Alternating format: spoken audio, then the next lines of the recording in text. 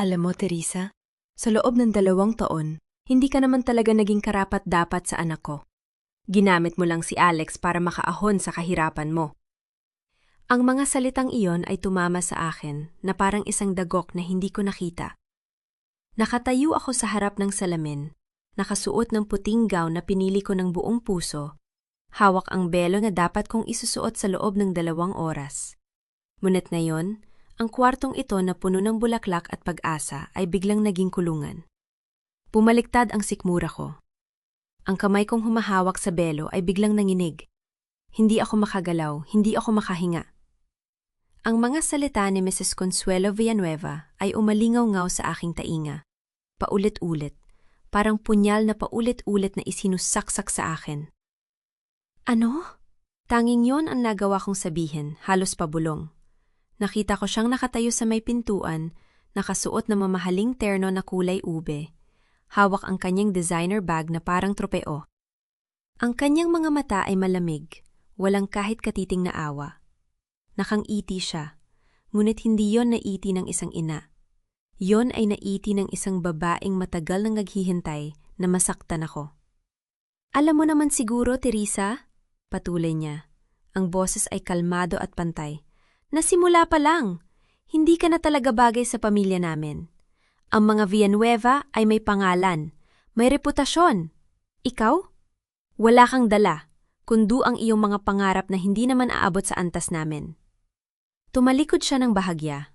Tiningnan ako mula ulo hanggang paa na parang may nakikitang basura sa ilalim ng kanyang sapatos. Kaya't pa siya na kami ni Alex. Kanselado na ang kasal. Hindi ka na magiging bahagi ng pamilyang ito. Ang mga salitang yon, bawat isa ay parang martilyo na humahampas sa dibdib ko. Hindi ako makapaniwala. Hindi ito maaaring totoo. Ilang oras na lang, dapat ay nasa altar na ako. Dapat ay sinasabi ko na ang aking mga panata kay Alex. Ngunit ngayon, pakiramdam ko ay may humigpit sa aking lalamunan. Hindi ako makapagsalita, hindi ako makahinga. Ang aking mga paa ay parang nakaugat sa sahig, hindi makagalaw.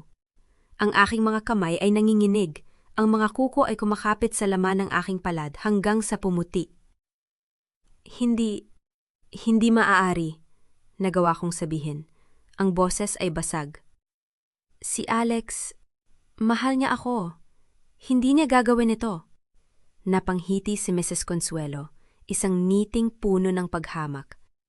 Mahal ka? Bakit ka naniniwala dyan? Nakuha mo lang ang atensyon ni Alex dahil sa awa. Kawawa ka kasi, mahirap ka, walang-wala ka. Pero ngayon, nakita na niya ang katotohanan. Hindi ka niya kayang pakasalan, hindi ka bagay sa kanya. Lumapit siya ng isang hakbang, at ang kanyang presensya ay parang anino na sumasakal sa akin.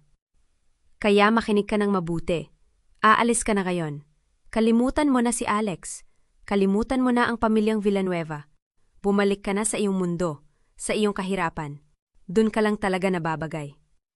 Ang bawat salita niya ay parang asido na tumutulo sa aking puso. Unti-unting kinakain ang lahat ng pinanindigan ko. 2 taon.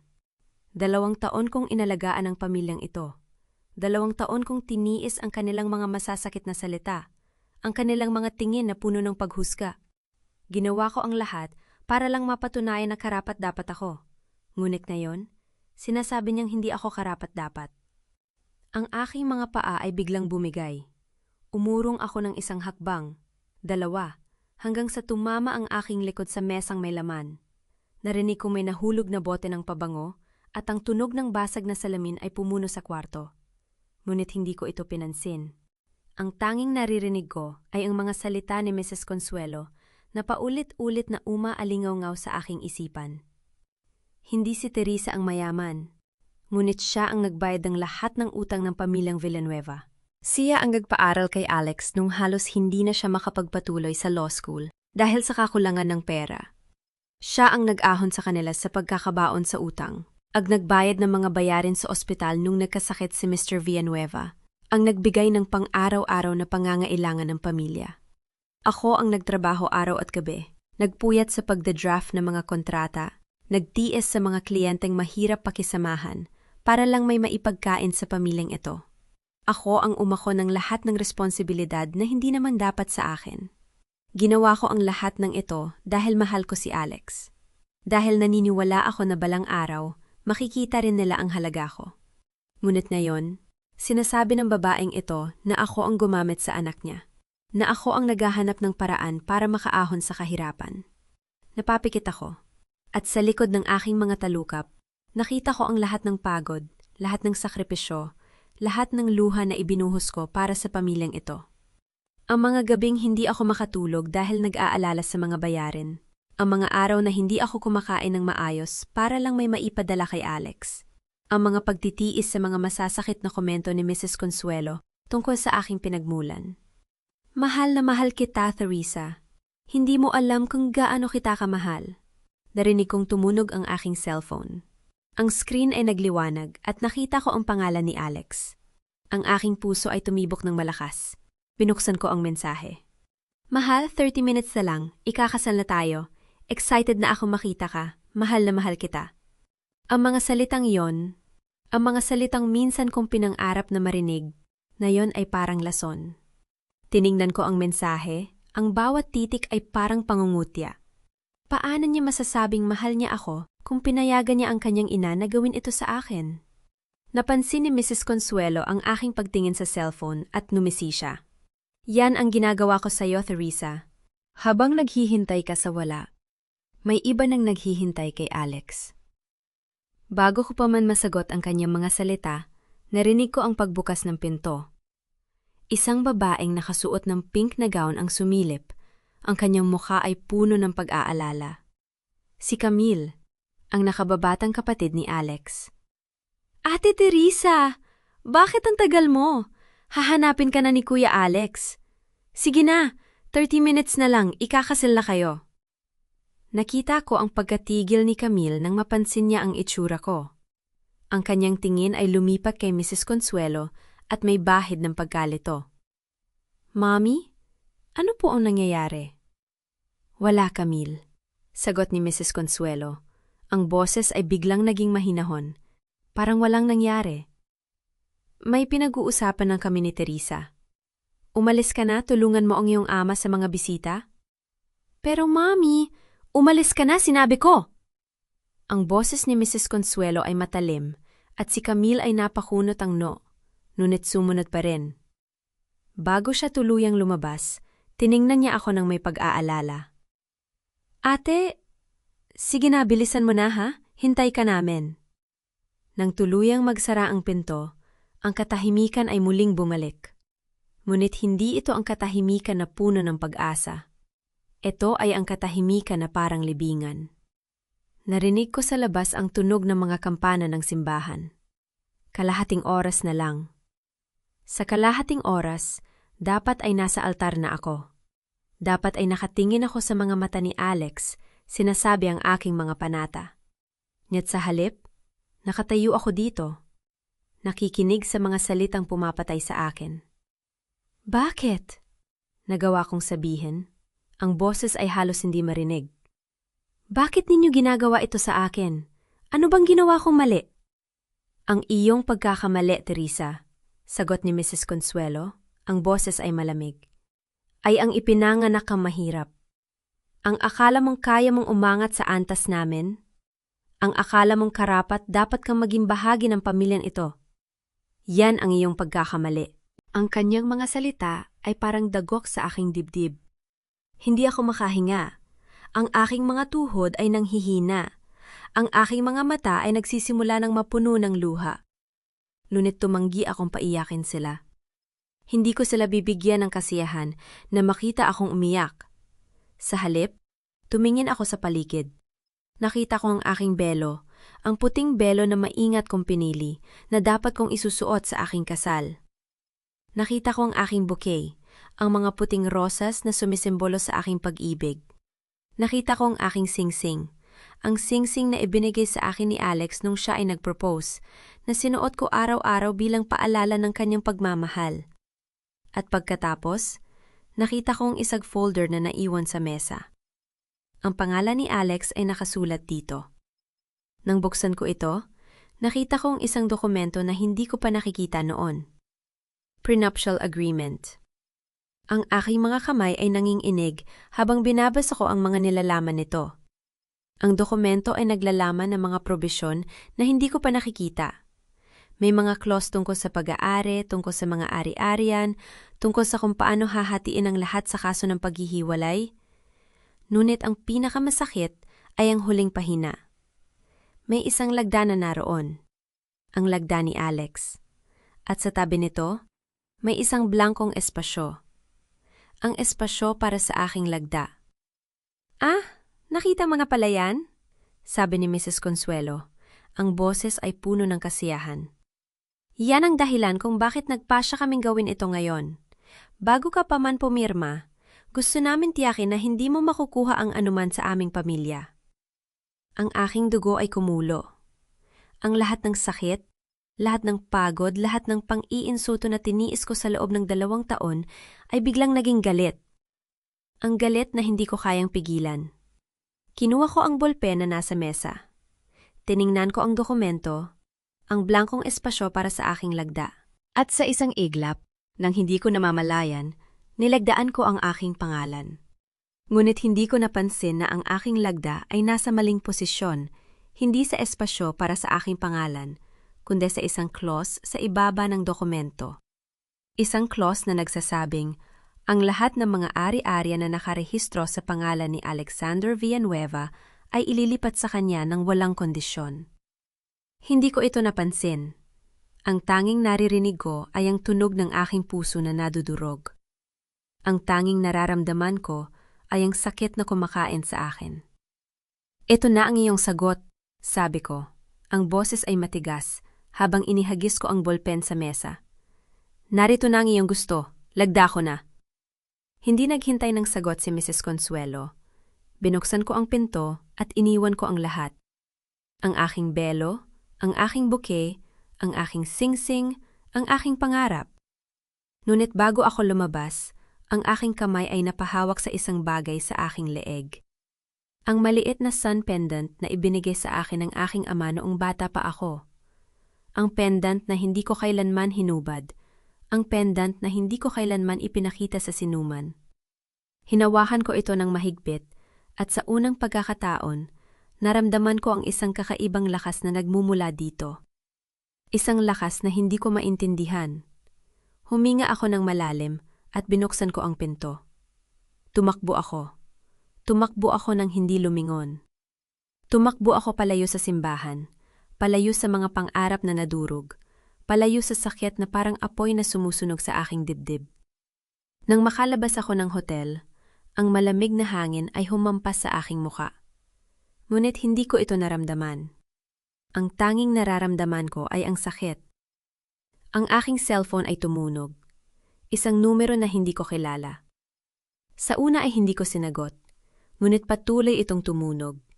Sa wakas, sinagot ko ito. Miss Teresa?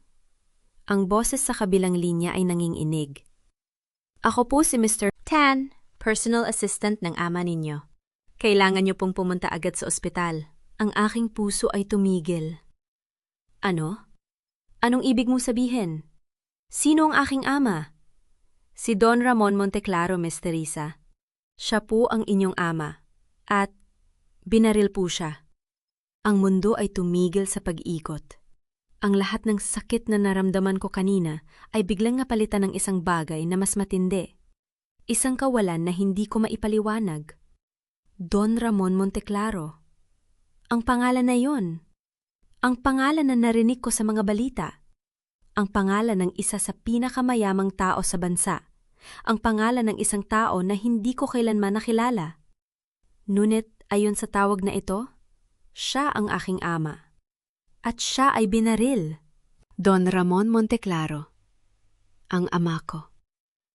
Paulit-ulit kong inulit ang mga salitang yon sa isipan ko habang nakasakay ako sa taxi papalapit sa ospital. Parang hindi ko kayang paniwalaan. Buong buhay ko, akala ko ako ay isang ordinaryong babae mula sa mahirap na pamilya.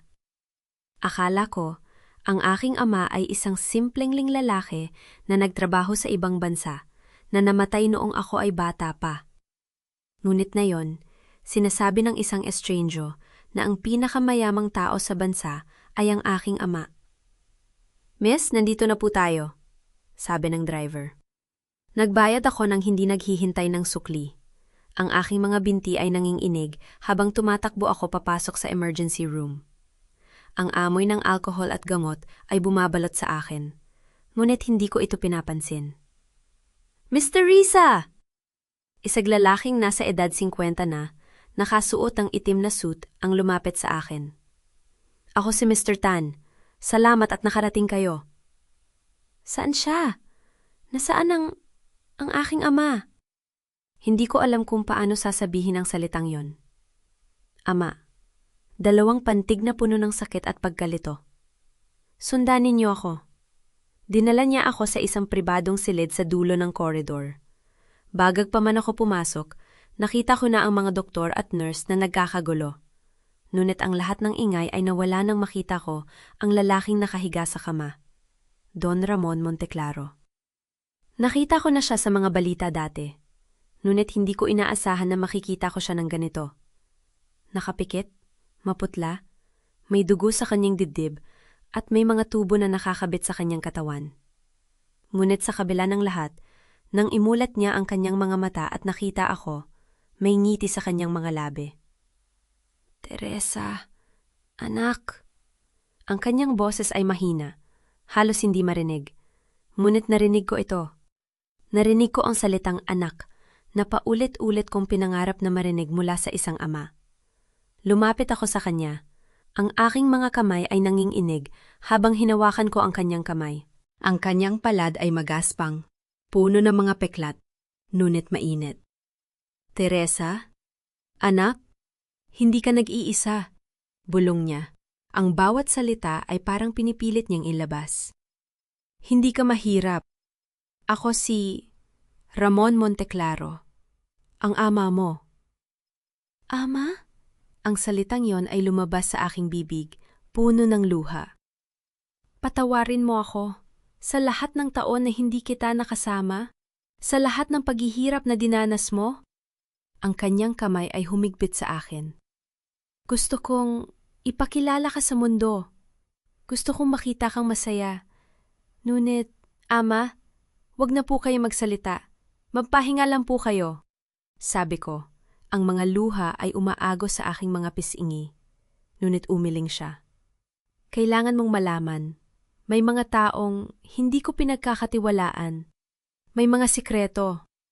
Biglang nag-beep ang monitor. Ang mga doktor ay biglang nagkagulo sa paligid namin. Ama? Ama? Sigaw ko habang hinila ako palayo ng mga nurse. Ang huling bagay na nakita ko ay ang kanyang mga mata, nakatingin sa akin, puno ng pagmamahal at panghihinayang. At pagkatapos, narinig ko ang mahaba, tuloy-tuloy na beep.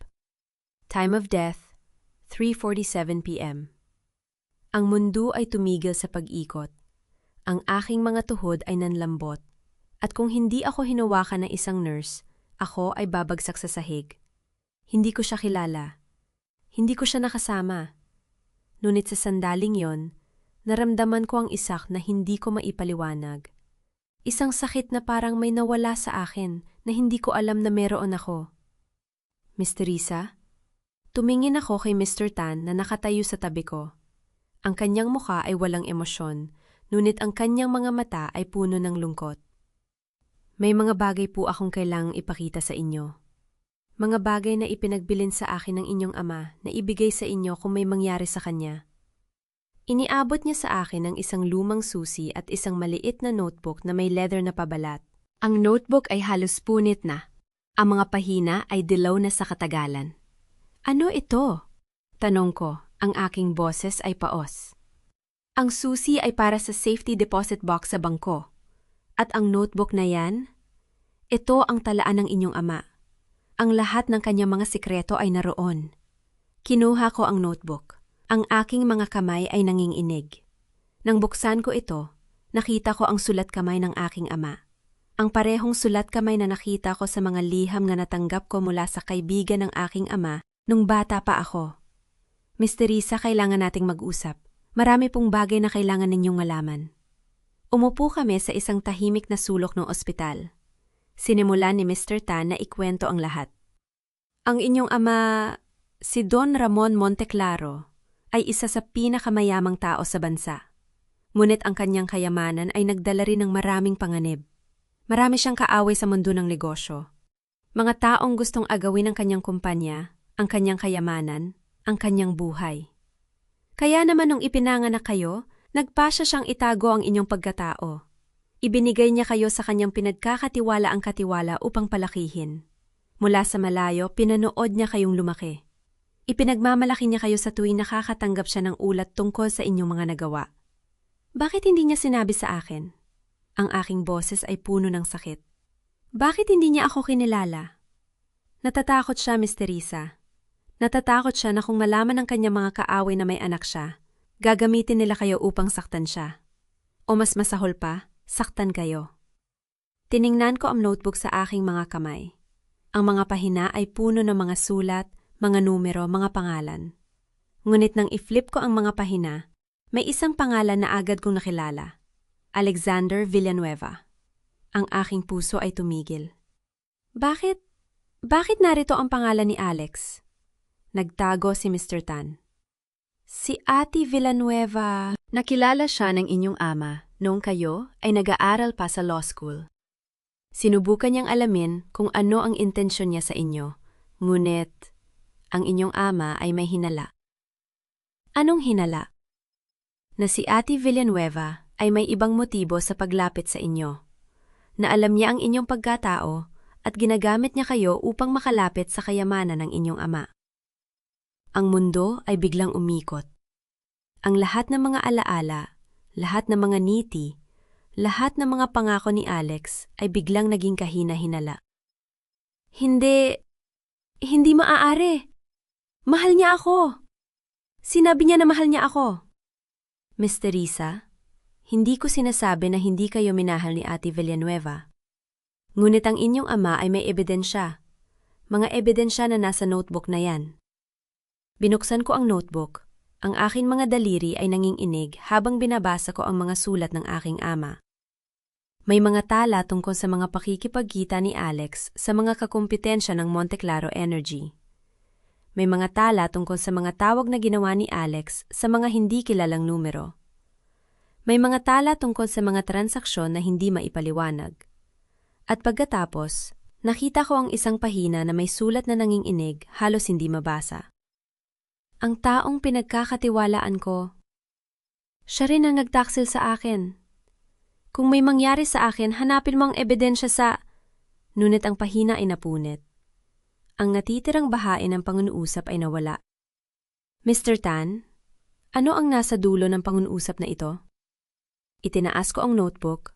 Ang aking mga mata ay naghahanap ng sagot. Umiling si Mr. Tan.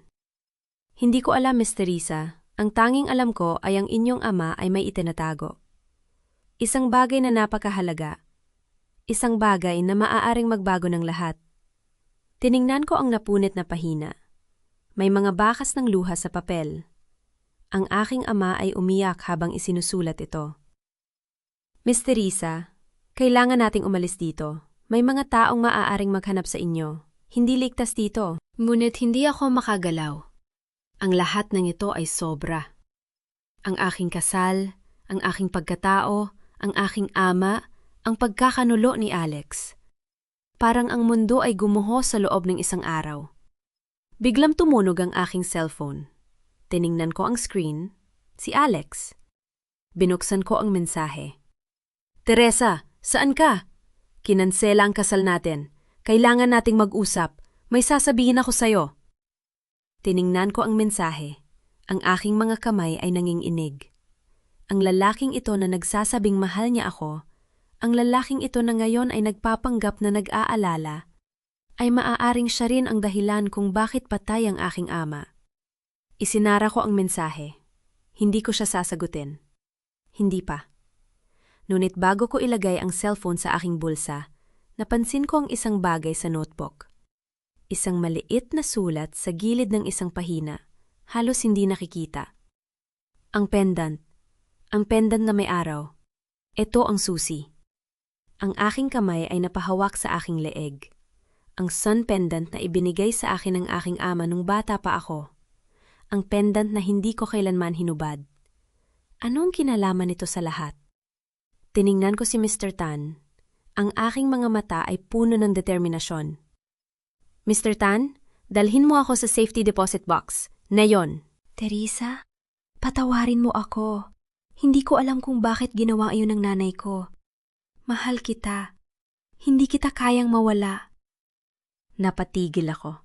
Ang mga salitang iyon ay dapat na nagpapagaan ng loob. Dapat na nagpapabalik sa akin sa mga araw na akala ko'y perpekto ang lahat. Ngunit sa pagkakataong ito, ang boses ni Alex ay parang nagmumula sa malayo. Parang isang pelikulang napapanood ko mula sa labas ng salamin. Naramdaman kong nangigas ang aking mga kamay sa pagkakahawak sa tasa ng kape. Ang init nito ay hindi ko maramdaman, bagamat ang singaw nito ay umaakyat sa aking muka. Ang presinto ng cafe na ito, ang paborito naming lugar, ay biglang naging dayuhan. Ang mga alaala ng aming mga unang petsa dito, ang mga tawanan, ang mga pangako, lahat ng iyon ay parang natabunan ng isang makapal na ulap. Ngunit hindi ako umimik. Hindi ako makaimik. Ang aking lalamunan ay parang may nakabara, isang bukol na hindi ko mailunok. Sa halip, ang aking mga mata ay dumako sa kanyang pulso. Ang relo. Hindi ko pa ito nakikita noon. Isang mamahaling relo, pilak ang kulay, na may emblemang nakaukit sa mukha nito. Ang logo ng Monte Claro Energy. Ang kumpanya ng aking ama. Ang dugo ko ay tila nagyelo. Mahal kita, Teresa. Pagpapatuloy ni Alex. Ang kanyang mga mata ay puno ng pakiusap. Ang nanay ko, hindi ko alam kung bakit niya ginawa yon. Ngunit hindi ko siya sinasang-ayunan. Ikaw ang gusto ko, ikaw lang. Tiningnan ko siya. Ang kanyang muka, ang mga mata, ang paraan ng kanyang pagsasalita, lahat ng iyon ay pamilyar. Lahat ng iyon ay dating nagpapalakas ng aking puso. Ngunit ngayon, sa likod ng kanyang mga ngiti, may nakikita akong iba. May isang anino na hindi ko napansin noon. Mahal mo ba talaga ako, Alex? Ang aking boses ay tila nagmula sa ibang tao. Kalmado, malamig. Hindi ko alam kung paano ko nagawa iyon. Oo, syempre, mabilis niyang sagot. Bakit mo naman itinatanong yan? Hindi ko sinagot. Sa halip, naumiti ako. Isang ngiting hindi ko naramdaman. Wala, naguguluhan lang ako sa lahat ng nangyari. Tumango siya, tila napawi ang kanyang pag-aalala. Naiintindihan kita. Mahirap ang lahat ng ito. Ngunit huwag kang mag-alala. Aayusin ko ang lahat. Kakausapin ko ang nanay ko. Ipapaliwanag ko sa kanya na hindi mo karapat-dapat ang pagtrato niyang yon. Ang kanyang mga salita ay dapat na nagpapagaan sa akin. Ngunit ang tanging naririnig ko ay ang echo ng mga babala ni Mr. Tan. Ang mga tala sa notebook ng aking ama. Ang mga ebidensya ng mga lihim na pakikipagkita ni Alex. Kailangan kong umalis. Sabi ko, biglang tumayo. May gagawin pa ako. Sandali lang, Teresa. Hinawakan niya ang aking kamay. Ang kanyang hawak ay mainit, pamilyar. Huwag mo akong iwan ng ganito. Kailangan kong malaman na okay ka. Tiningnan ko ang kanyang kamay na nakahawak sa akin. Sa kanyang pulso, ang relo na may logo ng Monte Claro Energy ay kumikinang sa ilaw. Okay ako, Alex, sabi ko. Maingat na inalis ang aking kamay. Kailangan ko lang ng oras. Umalis ako nang hindi lumingon. Ngunit sa loob ko, ang bawat hakbang ay parang may daladalang mabigat na bato. Ang relo. Ang relo na yon. Bakit may relo si Alex na may logo ng kumpanya ng aking ama? Ang presinto ng pulisya ay maingay sa mga taong nagkakagulo. Mga pulis na nagmamadali, mga taong naghihintay ng tulong. Ngunit ang lahat ng yon ay parang background noise lamang sa aking pandinig. Miss Santos, bati ni Lieutenant Ramirez, ang kanyang boses ay seryoso. Salamat sa pagpunta. Umupo ako sa harap ng kanyang mesa. Ang kanyang mga mata ay matalim, maingat na pinagmamasdan ako. Lieutenant, may nalaman po ba kayo tungkol sa pagkamatay ng aking ama? Tumingin siya sa akin, tila nag-iisip kung magkano ang dapat sabihin. Pagkatapos, binuksan niya ang isang folder sa kanyang mesa. Miss Santos, hindi ko ito dapat ipinapakita sa iyo. Ngunit sa tingin ko, may karapatan kang malaman. Inilabas niya ang mga litrato ng crime scene. Ang mga ito ay nagpapakita ng sasakyan ng aking ama, ang mga palatandaan ng pakikibaka, ang mga bakas ng dugo. Ang VU na ito, hindi ito ordinaryong pagnanakaw, sabi ni Ramirez. Ang kanyang boses ay bumaba. Ang mga magnanakaw ay hindi nag-iiwan ng ganitong kalinisan na ebidensya. Sila ay masyadong maingat, masyadong planado.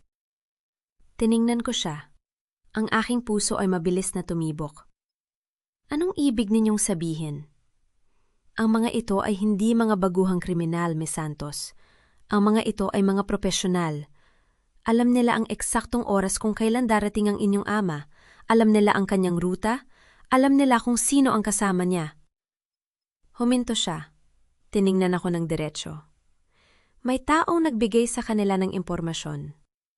Ang aking mga kamay ay nagsimulang manginig. Sino ang maaring gumawa nun? Hindi ko pa alam, ngunit may isa akong tanong sa inyo, Miss Santos. Sino ang nakakaalam ng lihim na pagpupulong ninyo ng inyong ama noong araw na yon? Ang mundo ay biglang tumigil. Ang aking isipan ay mabilis na nag-flashback. Nung gabing yon, bago ako pumunta sa pakikipagpulong sa aking ama, may taong tinawagan ko. May taong sinabihan ko kung saan ako pupunta. Si Alex. Miss Santos? Tiningnan ako ni Ramirez nang may pag-aalala. Okay ka lang ba? Lieutenant? Ang aking boses ay halos hindi marinig. Kailangan kong malaman, may nakita ba kayong kahina-hinalang tao sa lugar ng krimen? Tumingin siya sa kanyang mga tala. May isang sasakyan na nakita sa malapit. Kulay itim, walang plaka. Sinubo naming itrace, ngunit nawala ang signal nito sa isang lugar na may mahinang CCTV coverage. Kulay itim na sasakyan. Ang sasakyan ni Alex. Ang sasakyan na sinasabi niyang nasa bahay ng kanyang ina noon gabi ngayon. Miss Santos, may alam ba kayo? Tanong ni Ramirez, ang kanyang mga mata ay naghahanap. Umiling ako, ngunit ang aking puso ay sumisigaw. Wala po, wala akong alam. Umalis ako sa presento na parang nasa ulap. Ang bawat hakbang ay mabigat, ang bawat pag-inga ay masakit. Ang lalaking sinasabi kong mahal ko, ang lalaking pinagkakatiwalaan ko, ang lalaking dapat kong pakasalan. Siya ba ang pumatay sa aking ama? Nang gabi ngayon, ang aking maliit na apartment ay tila mas maliit kaysa dati. Ang mga pader ay parang sumasara sa akin. Ang katahimikan ay nakakabingi. Umupo ako sa aking kama, hawak ang notebook ng aking ama sa aking mga kamay. Ang mga pahina ay puno ng mga tala, mga pangalan, mga numero. Ngunit may isang pahina na laging nakakakuha ng aking atensyon. Ang pahina na may sulat na nanginginig, halos hindi mabasa. Ang taong pinagkakatiwalaan ko, siya rin ang nagtaksil sa akin. Ang mga salitang yon ay paulit-ulit na umiikot sa aking isipan. Sino? Sino ang taong pinagkakatiwalaan niya? Binuksan ko ang notebook. Maingat na sinusuri ang bawat pahina. Ang mga tala tungkol kay Alex, ang mga pakikipagkita, ang mga tawag. At pagkatapos, napansin ko ang isang bagay.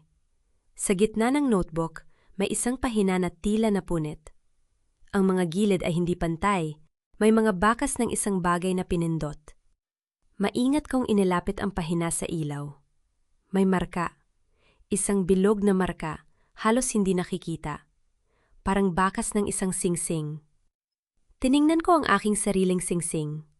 Ang singsing na ibinigay sa akin ni Alex nung siya ay nag-propose. Ngunit ang marka ay mas malaki, mas malawak. At pagkatapos, naalala ko. Ang singsing ni Alex. Ang signet ring na palagi niyang suot sa kanyang hintuturo. Ang singsing na may nakaukit na mga letra. AV, Alexander Villanueva. Kinuha ko ang aking cellphone. Mabilis na nag-scroll sa mga litrato.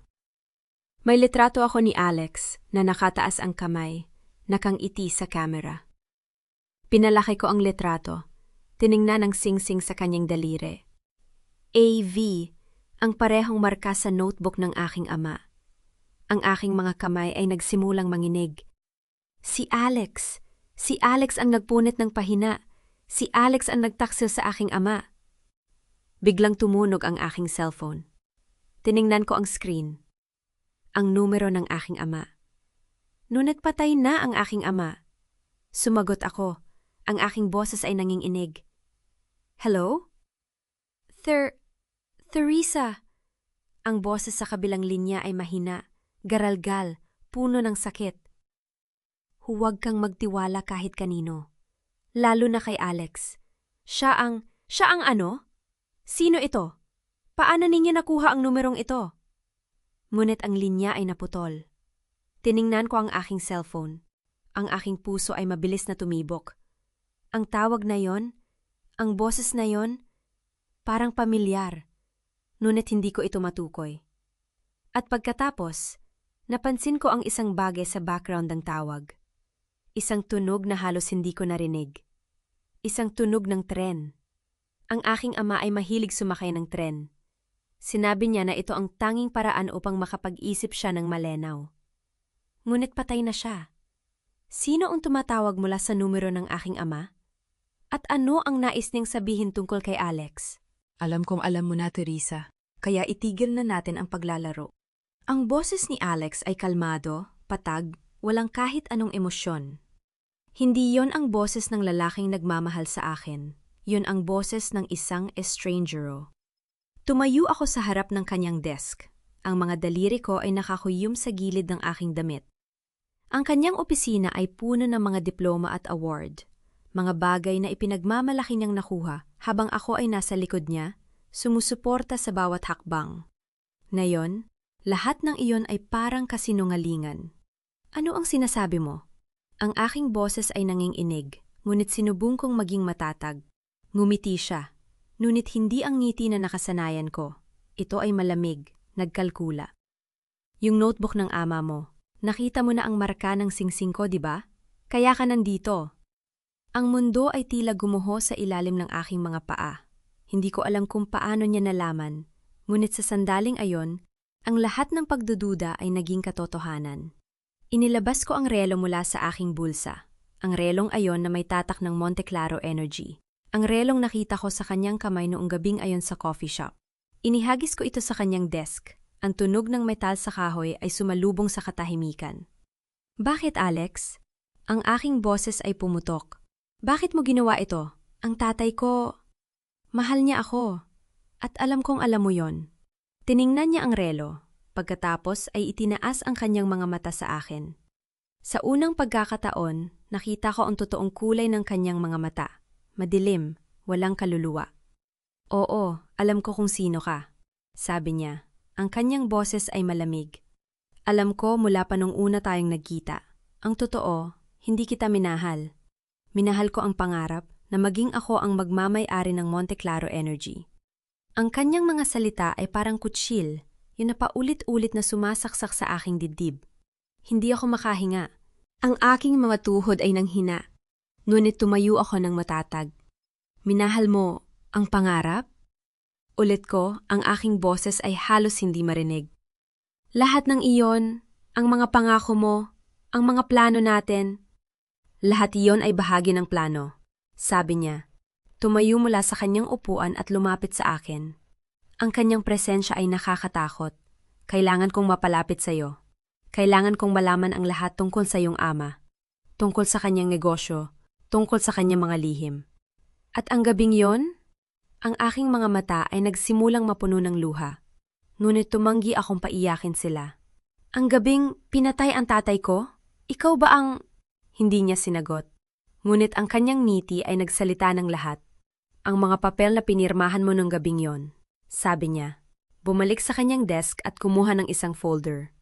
Hindi yon kasal papers. Yon ay transfer of shares. Ang lahat ng iyong bahagi sa Monte Claro Energy na inilipat sa akin. Ang aking puso ay tumigil. Ano? Oo, sabi niya. Inilapag ang folder sa harap ko. Dahil hindi mo alam na may bahagi ka sa kumpanya ng iyong ama, hindi mo naisip na basahin ang mga papel. Pinirmahan mo lang, sabik na maging asawa ko. Pinuksan ko ang folder. Ang aking mga kamay ay nanginginig. Ang mga salita ay malabo sa aking mga mata. Ngunit nakita ko ang aking pirma. Ang pirma na aking inilagay nung gabing yon, sa gitna ng aking pagkalito at kalungkutan. Hindi mo alam na may bahagi ka? Patuloy niya. Ang kanyang boses ay puno ng kasiyahan. Ngunit alam ko ang lahat. Ang iyong ama ay nagplano na ibigay sa iyo ang lahat sa gabi ng iyong kasal. Ngunit nauna ako. Ang aking mga daliri ay kumapit sa folder. Ang papel ay nalukot. Ang sakit ay hindi ko kayang ilarawan. Hindi lamang ang pagkakanalo, kundi ang katotohanan na ako ay naging instrumento sa pagkawasak ng sarili kong pamilya. Mali ka, Alex! Ang aking boses ay naging matatag, kahit ng aking puso ay nagdurugo. Hindi mo ako kilala. Hindi mo alam kung gaano ako katatag. At hindi mo alam kung ano ang kaya kong gawin para sa hustisya. Ang kanyang ngiti ay bahagyang naglaho, isang kisap ng pag-aalala sa kanyang mga mata. Teresa, huwag kang gumawa ng kahangalan. Wala kang ebidensya. Wala kang laban sa akin. Tingnan natin, sabi ko, tumalikod at naglakad patungo sa pinto. Ngunit bago ako lumabas, lumingon ako sa kanya. Alam mo, Alex, ang tatay ko ay may kasabihan. Ang taong nagtitiwala sa kanyang sarili ay hindi natatakot sa anuman. Ngunit ang taong nagtaksil sa kanyang minamahal, siya ang dapat matakot. Umalis ako sa kanyang opisina. Ang bawat hakbang ay mabigat.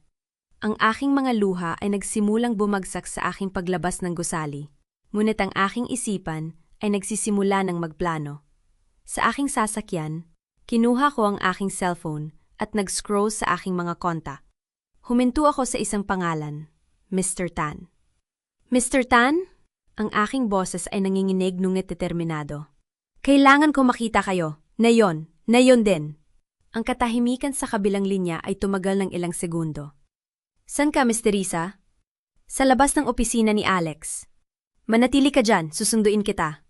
Pagkatapos ng tawag, umupo ako sa aking sasakyan. Ang aking mga kamay ay nasa manibela. Ang aking isipan ay puno ng mga tanong, ngunit isang bagay ang malinaw. Hindi ako titigil. Hindi ko hahayaan na mawala ang lahat ng pinaghirapan ng aking ama. Makalipas ang 15 minuto, isang itim na sasakyan ang huminto sa harap ko. Bumaba si Mr. Tan. Ang kanyang muka ay seryoso. Ang kanyang mga mata ay maingat na nagmamasid. Miss Teresa, sabi niya. Binuksan ang pinto ng sasakyan. Sumakay kayo. Tumango ako at sumakay. Sa loob ng sasakyan, ang katahimikan ay mabigat. Hindi ko alam kung saan kami pupunta. Ngunit may tiwala ako kay Mr. Tan, ang tanging tao na nanatiling tapat sa aking ama. Mr. Tan? Ang aking boses ay pumutok. Alam niyo ba ang lahat? Tungkol sa akin? Tungkol sa aking ama? Tungkol sa kumpanya? Tumingin siya sa akin sa rearview mirror. Ang kanyang mga mata ay puno ng pagkahabag. Opo, Miss Teresa. Alam ko ang lahat. Ang iyong ama ay nagtiwala sa akin ng maraming bagay. Bakit hindi niyo sinabi sa akin? Dahil yon ang kanyang huling habilin, sabi niya. Sinabi niya na dapat niyang sabihin sa iyo ng personal, sa gabi ng iyong kasal. Ngunit hindi na siya nagkaroon ng pagkakataon. Ang aking mga luha ay bumagsak muli. Saan niyo ako dadalhin? Sa isang lugar na itinago ng iyong ama, para sa inyo, sabi niya. Isang lugar na walang nakakaalam maliban sa akin at sa kanya. Makalipas ang 30 minuto, huminto ang sasakyan sa harap ng isang condominium building sa gitna ng syudad.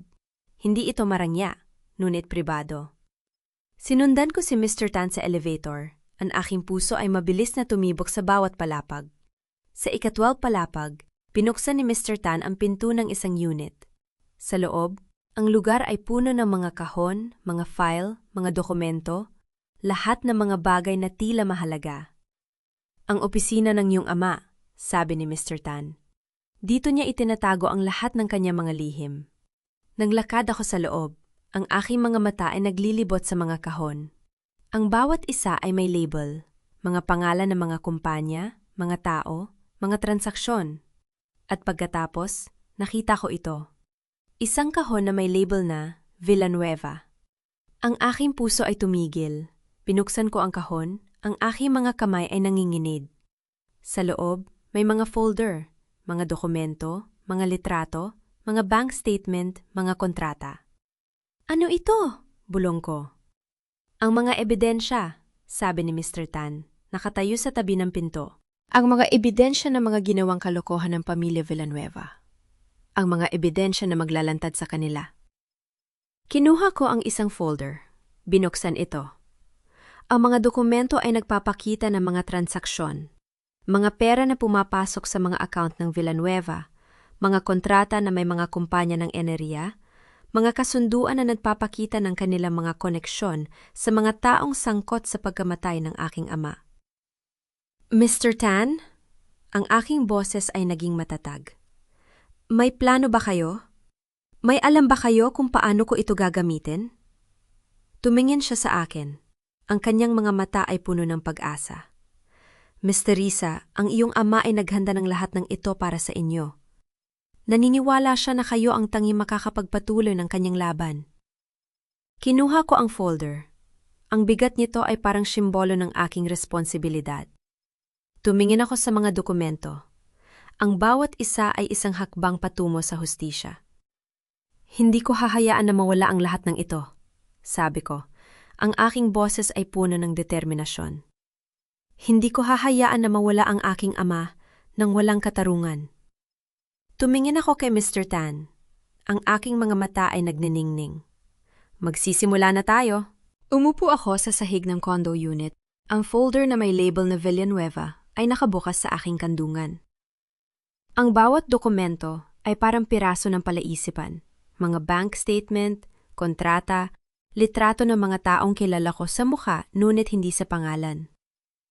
Ang amoy ng lumang papel at alikabok ay pumupuno sa aking ilong, ngunit hindi ko ito pinansin.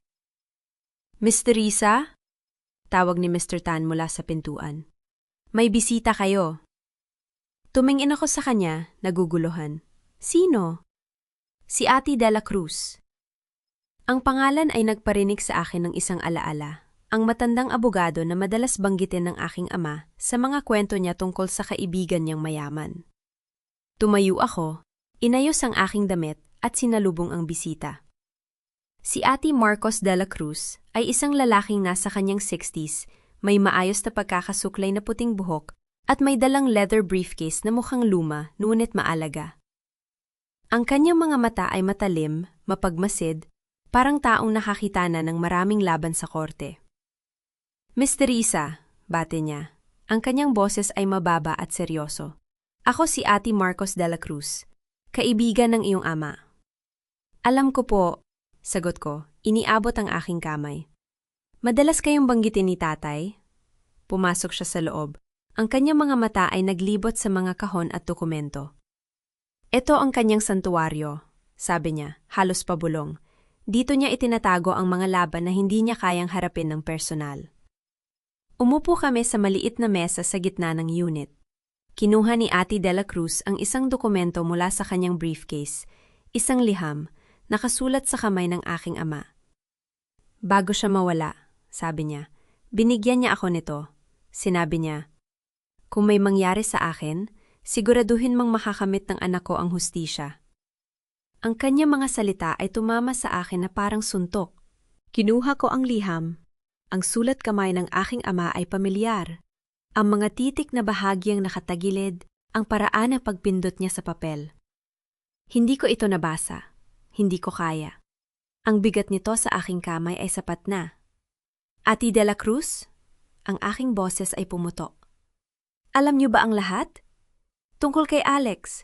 Tungkol sa kumpanya? Tungkol sa pagkamatay ni tatay? Tumango siya. Ang kanyang mga mata ay hindi kumukurap.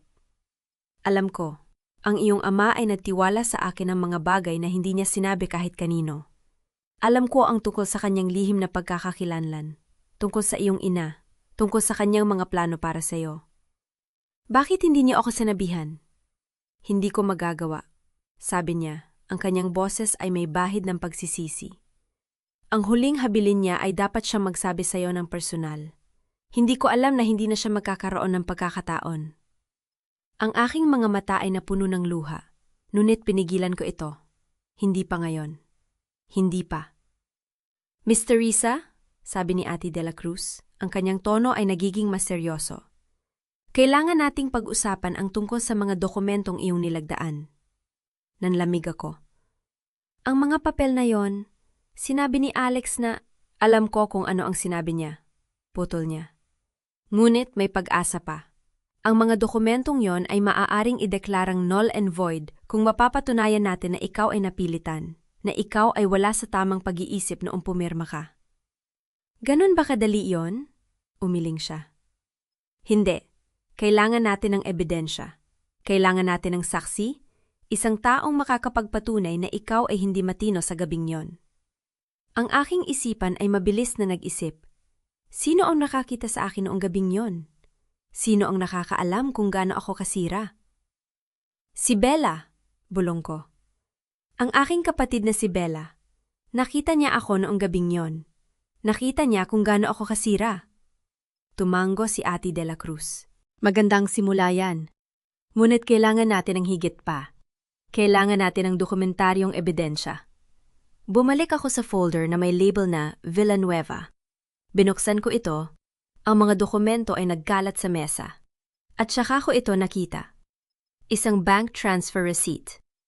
Mula sa account ni Alexander Villanueva patungo sa isang overseas account. Isang account sa isang bangko sa Cayman Islands. Ang petsa?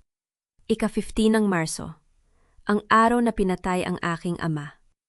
Ang aking puso ay tumigil.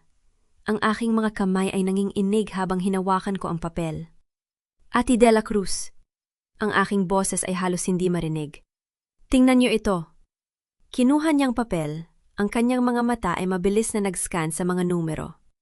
Ang kanyang muka ay nanigas. Miss Teresa? Sabi niya. Ang kanyang boses ay mababa. Ito ang ebidensya na kailangan natin. Hindi pa sapat yan, sabi ko. Ang aking isipan ay mabilis na gumagana. Kailangan kong patunayan na ito ay konektado sa pagkamatay ng aking ama. Kailangan kong patunayan na si Alex ay may kinalaman. Kinuha ko ang aking cellphone, binuksan ang voice recorder app. Maingat kong kinuha ang litrato ng resibo, ng bawat detalye nito, ang numero ng account, ang pangalan ng bangko, ang halaga. Inilagay ko ito sa isang secure folder sa aking phone at saka nagpadala ng kopya sa aking email. Ginagawa niyo ba ang iniisip ko? Tanong ni Ate de la Cruz. Kailangan kong maging handa, sagot ko. Kung may mangyari sa akin, kung mawala ang mga dokumentong ito, kailangan kong tiyakin na may iba pang kopya. Tumango siya. Ang kanyang mga mata ay may pag-apruba. Matalino. Ganyan ang iyong ama. Sa sangdaling yon, narinig ko ang tunog ng pinto na bumubukas. Lumingon ako. Ang aking puso ay mabilis na tumibok. Ngunit ito ay si Bella lamang, may dalang thermos at isang paper bag. Ate? Sabi niya. Ang kanyang boses ay malambot. Alam kong hindi ako dapat pumunta dito, ngunit hindi kita makontakt. Nag-aalala ako. Ang kanyang mga mata ay napunta sa mga dokumento sa mesa kay Ate de la Cruz sa akin. Hindi siya nagtanong, hindi siya nagduda. Binuksan niya ang thermos at ang amoy ng lugaw ay pumuno sa silid. Ginawa ko ang recipe ni tatay, sabi niya. Ang kanyang boses ay pumutok.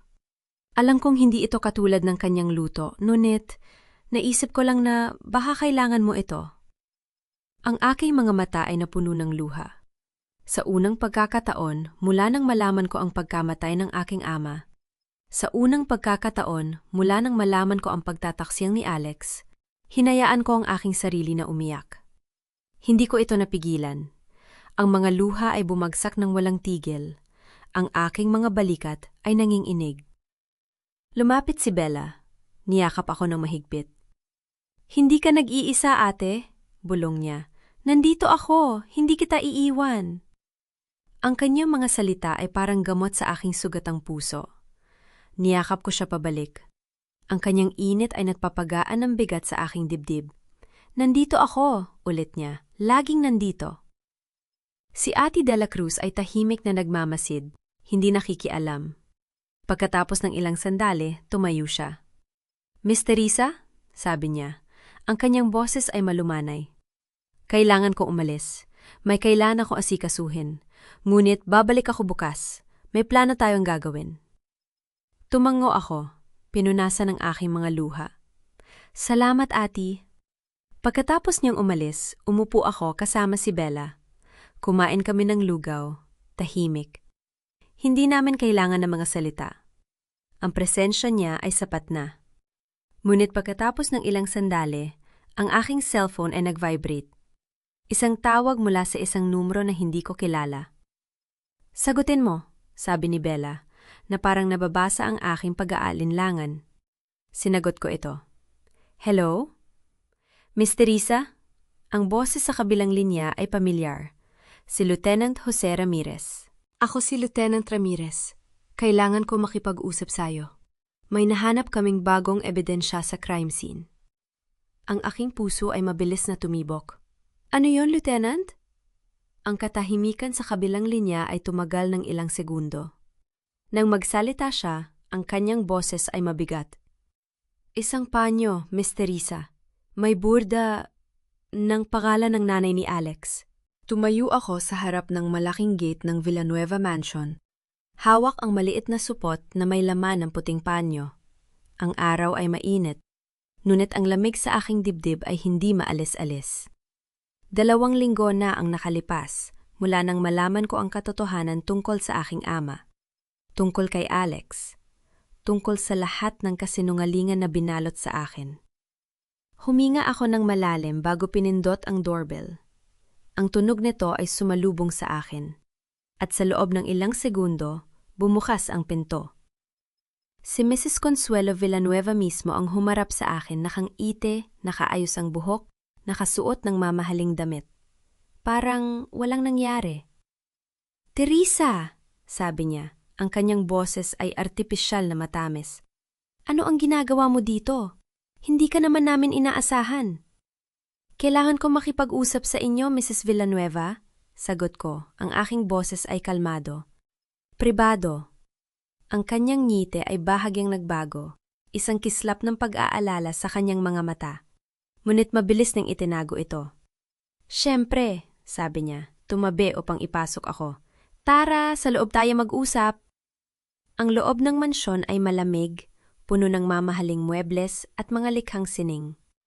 Naalala ko ang unang pagkakataon na pumunta ako dito. Aking ama, kasama si Alex, ipinakilala sa kanyang pamilya. Ang kanilang mga mata ay puno ng paghusga. Tiningnan ako mula ulo hanggang paa na parang ako ay basura. Umupo kami sa sala. Nag-order si Mrs. Villanueva ng tsaa na dinala ng isang katulong. Ngunit hindi ko ito hinawakan. Ano ang kailangan mo, Teresa? Tanong niya. Ang kanyang boses ay napapakunyari na walang pakialam. Kung ito ay tungkol kay Alex, alam kong mahirap para sa'yo, hindi ito tungkol kay Alex, putol ko. Ito ay tungkol sa aking ama. Ang kanyang kamay na may hawak na tasa ng tsaa ay bahagyang nanginginig, ngunit mabilis niyang itinago ito. Ang iyong ama? Ulit niya, ang kanyang kilay ay nagtaas. Narinig ko ang tungkol sa nangyari. Nakalulungkot. Ngunit, ano ang kinalaman ko doon? Kinuha ko ang supot mula sa aking bag, dahan-dahang inilabas ang puting panyo. Inilatag ko ito sa mesa sa harap niya. Kilala niyo ba ito? Tanong ko. Ang kanyang mukha ay namutla. Ang kanyang mga mata ay nanlaki. Isang segundo lamang, bago niya ito itinago sa likod ng isang artipisyal na ngiti. Hindi ko alam kung ano yan, sabi niya. Ang kanyang boses ay bahagyang nanginginig. Isang panyo, maraming ganyan. Ang panyong ito ay natagpuan sa crime scene, sabi ko. Ang aking boses ay matatag. Sa tabi ng katawan ng aking ama, may burda ito, ang pangalan niyo, Mrs. Villanueva. Ang karakter himikan ay bumagsak sa pagitan namin. Ang tunog ng orasan sa dingding ay tila lumakas. Bawat segundo ay parang martilyo na pumapalo sa aking dibdib. Hindi ko alam kung anong pinag-uusapan mo, sabi niya. Ang kanyang boses ay nagiging matigas. Maaring ninakaw ang panyo na yon. Maaring kahit sino ang gumamit nito. Hindi lamang yan ang ebidensya, patuloy ko. May recording ako. Ang kanyang mukha ay tuluyang nanigas. Recording? Bulong niya. Oo, sabi ko. Kinuha ang aking cellphone. Isang recording ng pag-uusap ninyo ni Alex tungkol sa plano. Hindi ako nagsisinungaling. Hindi ko ito kailangan. Ang pag-uusap na yon ay nangyari sa harap ko nung gabing inimbita ako sa hapunan. Nakaupo ako sa kabilang kwarto. Hindi nila alam na naririnig ko ang kanilang pag-uusap. Naitala ko ito sa aking phone. Hindi sinasadya, ngunit nangyari ito. Alam ko ang totoo, Mrs. Villanueva, sabi ko. Ang aking boses ay malamig. At may ebidensya ako. Hindi lang ang panyo. May recording ako ng pag-uusap ninyo ni Alex tungkol sa plano. Ang kanyang mga mata ay napuno ng takot. Ang kanyang mga kamay ay nanginginig. Ang tasa ng tsa ay halos mahulog. Inilapak niya ito sa mesa. Ang tunog ng porselana na sumalpok sa kahoy ay parang sigaw sa tahimik na silid. Hindi ko ginusto yon! Sigaw niya, ang kanyang boses ay pumutok. Si Alex! Pinilit niya ako! Sinabi niya na kung hindi ko gagawin, iiwan niya ako. Ang kanyang mga salita ay bumagsak sa akin na parang kulog. Tumayo siya, ang kanyang mga kamay ay nanginginig. Ang kanyang muka ay puno ng luha. Hindi mo maintindihan, Teresa, sabi niya. Ang kanyang boses ay humihikbi. Si Alex, may hawak siyang bagay sa akin. Mga utang, malalaking utang sa sugal. Hindi ko alam kung paano ko ito mababayaran.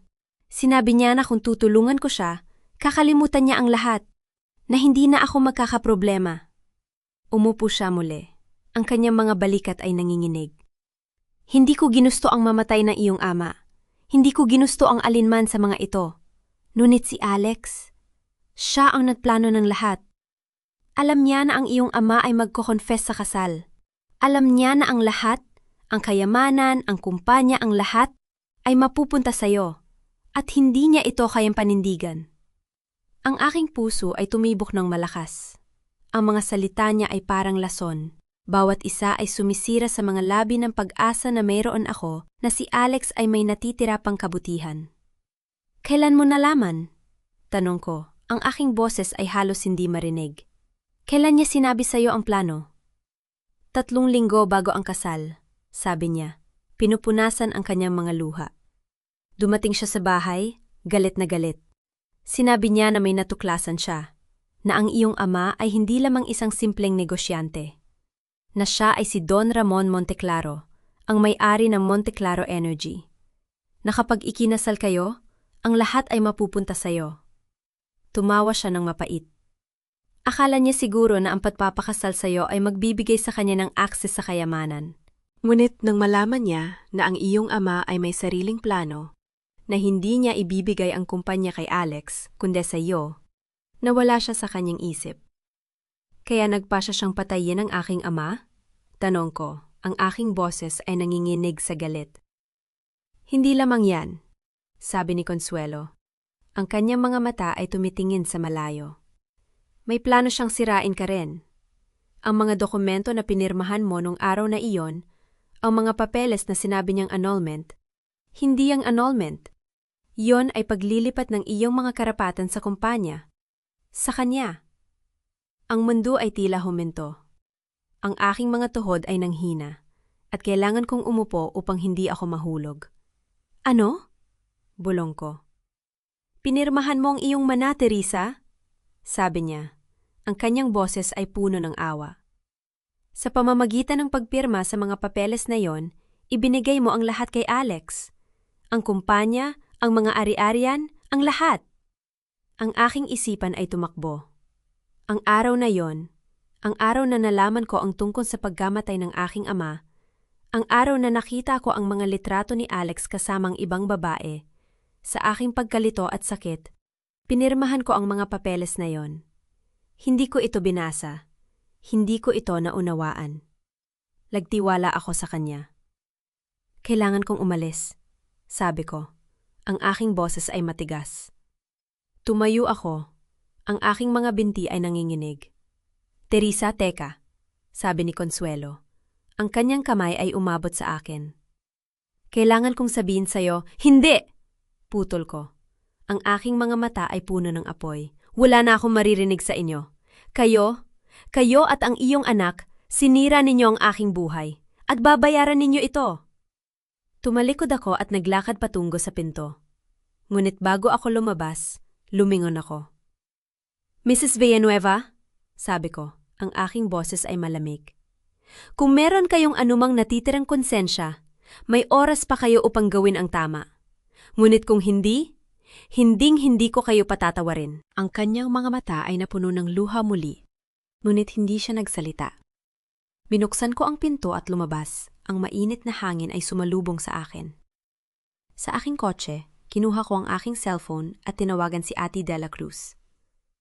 Handa na ako, sabi ko. Ang aking boses ay matatag sa kabila ng sakit na bumabalot sa aking dibdib. Ipa-file na natin ang kaso.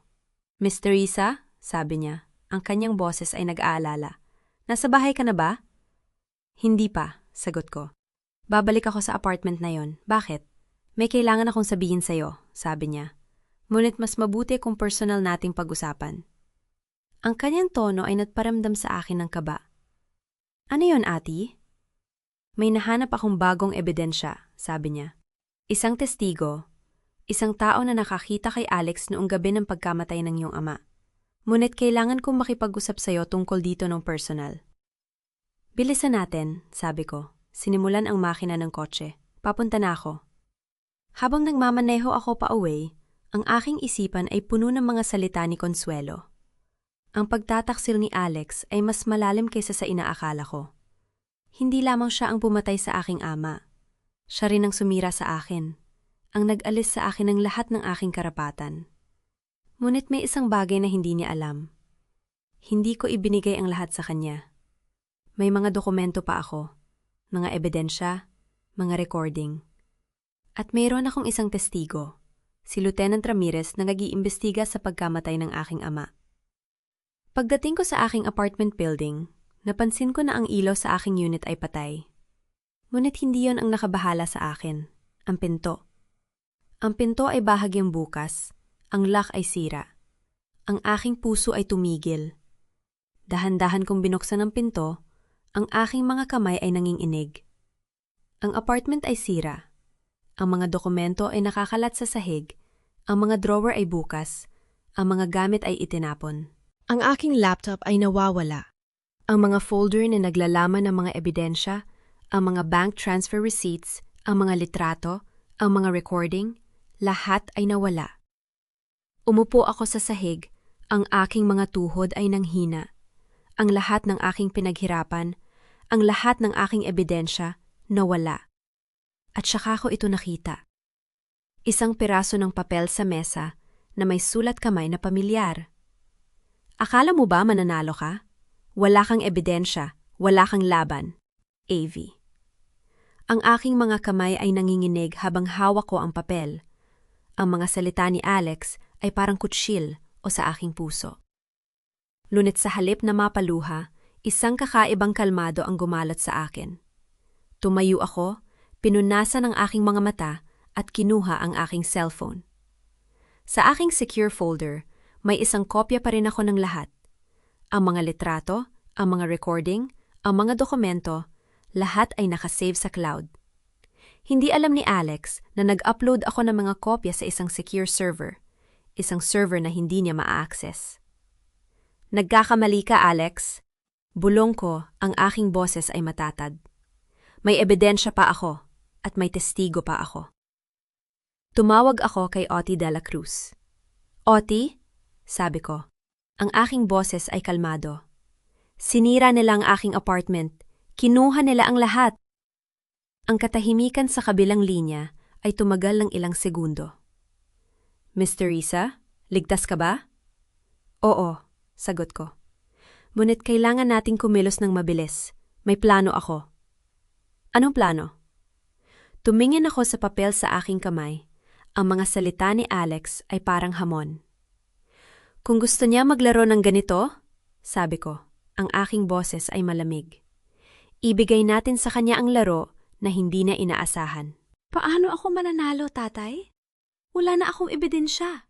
Ang mga salitang iyon ang tanging narinig ko sa sarili ko habang nakaupo ako sa gitna ng sira kong apartment.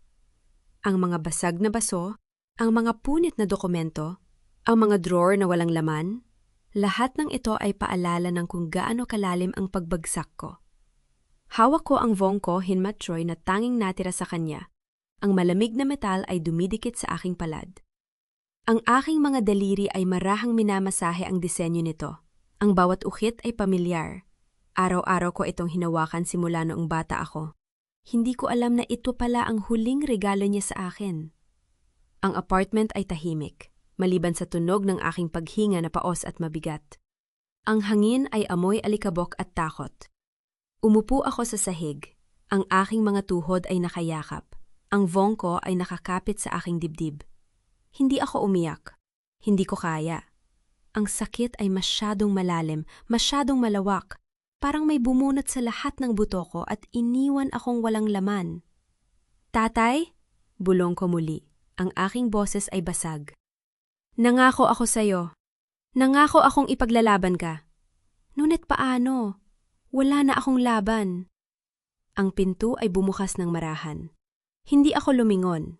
Alam kong si Bella yon. Naririnig ko ang kanyang mga yabag na pamilyar. Ang kanyang mga hakbang ay huminto at naramdaman ko ang kanyang presensya sa likod ko. Ate? Ang kanyang boses ay malambot, puno ng pag-aalala. Lumuhod siya sa harap ko. Ang kanyang mga kamay ay hinawakan ng aking mga pisngi. Ate, huwag mang gawin ito sa sarili mo. Bella, sabi ko, ang aking boses ay halos hindi marinig. Wala na ang lahat. Ang mga ebidensya, ang mga recording, ang mga dokumento, lahat nawala. Kinuha ni Alex ang lahat. Tumingin siya sa akin. Ang kanyang mga mata ay puno ng sakit. Hindi para sa kanyang sarili, kundi para sa akin. Ate, hindi ka pwedeng sumuko. Si Don Ramon, hindi kanya pinalaki para sumuko. Tandaan mo ang itinuro niya sa'yo. Umiling ako, ang aking mga luha ay nagsimulang bumagsak. Paano ko makakalimutan? Ngunit Bella, wala na akong magagawa. Wala na akong ebidensya. Wala na akong laban. Miss Teresa, ang boses na iyong ay pamilyar. Malamig, tahimik, at puno ng awtoridad. Lumingon ako at nakita ko si Mr. Tan na nakatayo sa pintuan. Ang kanyang mga mata ay nakatutok sa akin. Ang kanyang mukha ay walang emosyon, ngunit may isang bagay sa kanyang titig. Isang bagay na hindi ko maintindihan. Mr. Tan, sabi ko, ang aking boses ay mahina. Paano kayo nakapasok? Ang pinto ay sira, sagot niya. Ang kanyang mga hakbang ay dahan-dahang lumapit. Ngunit hindi yon ang dahilan kung bakit ako narito. Huminto siya sa harap ko. Ang kanyang mga mata ay nakatingin sa Vongko sa aking kamay. Sa loob ng ilang segundo, hindi siya nagsalita. Tanging ang kanyang mga mata ang gumagalaw. Sinusuri ang bawat detalye ng alahas. Miss Teresa, sabi niya, ang kanyang boses ay biglang naging mas seryoso. Alam mo ba na may laman ang Vongko na yan? Hindi lang ito alahas. Ito ang susi sa lahat. Ang aking puso ay tumigil. Tumingin ako sa kanya. Ang aking mga mata ay puno ng pagkalito. Ano ang ibig mong sabihin? Dahan-dahan niyang inilahad ang kanyang kamay at ako ay nag-atubiling ibigay sa kanya ang Vongko. Kinuha niya ito ng marahan. Ang kanyang mga daliri ay maingat na hinawakan ang likod ng disenyo. May narinig akong mahinang click at ang likod ng Vongko ay bumukas. Sa loob, may maliit na chip, isang microchip na halos hindi nakikita. Ang aking mga mata ay lumaki. Ano yan? Bulong ko. Ang huling regalo ni Don Ramon sa'yo, sabi ni Mr. Tan. Ang kanyang boses ay puno ng respeto. Alam niya na may mangyayaring masama, kaya't itinago niya ang pinakamahalagang ebidensya sa lugar na hindi mahahanap ng sinuman. Sa Vongko na lagi mong suot. Ang aking mga kamay ay nanginginig habang kinuha ko ang chip. Ito ay maliit. Mas maliit pa sa aking kuko. Ngunit alam kong ito ang pinakamahalagang bagay na hawak ko sa buong buhay ko. Mr. Tan, sabi ko, ang aking boses ay puno ng pag-asa at takot. Ano ang laman nito? Tumingin siya sa akin. Ang kanyang mga mata ay seryoso. Ang recording ng huling pag-uusap ni Don Ramon sa kanyang pumatay. Ang mundo ay tila huminto. Ang aking puso ay tumibok ng malakas.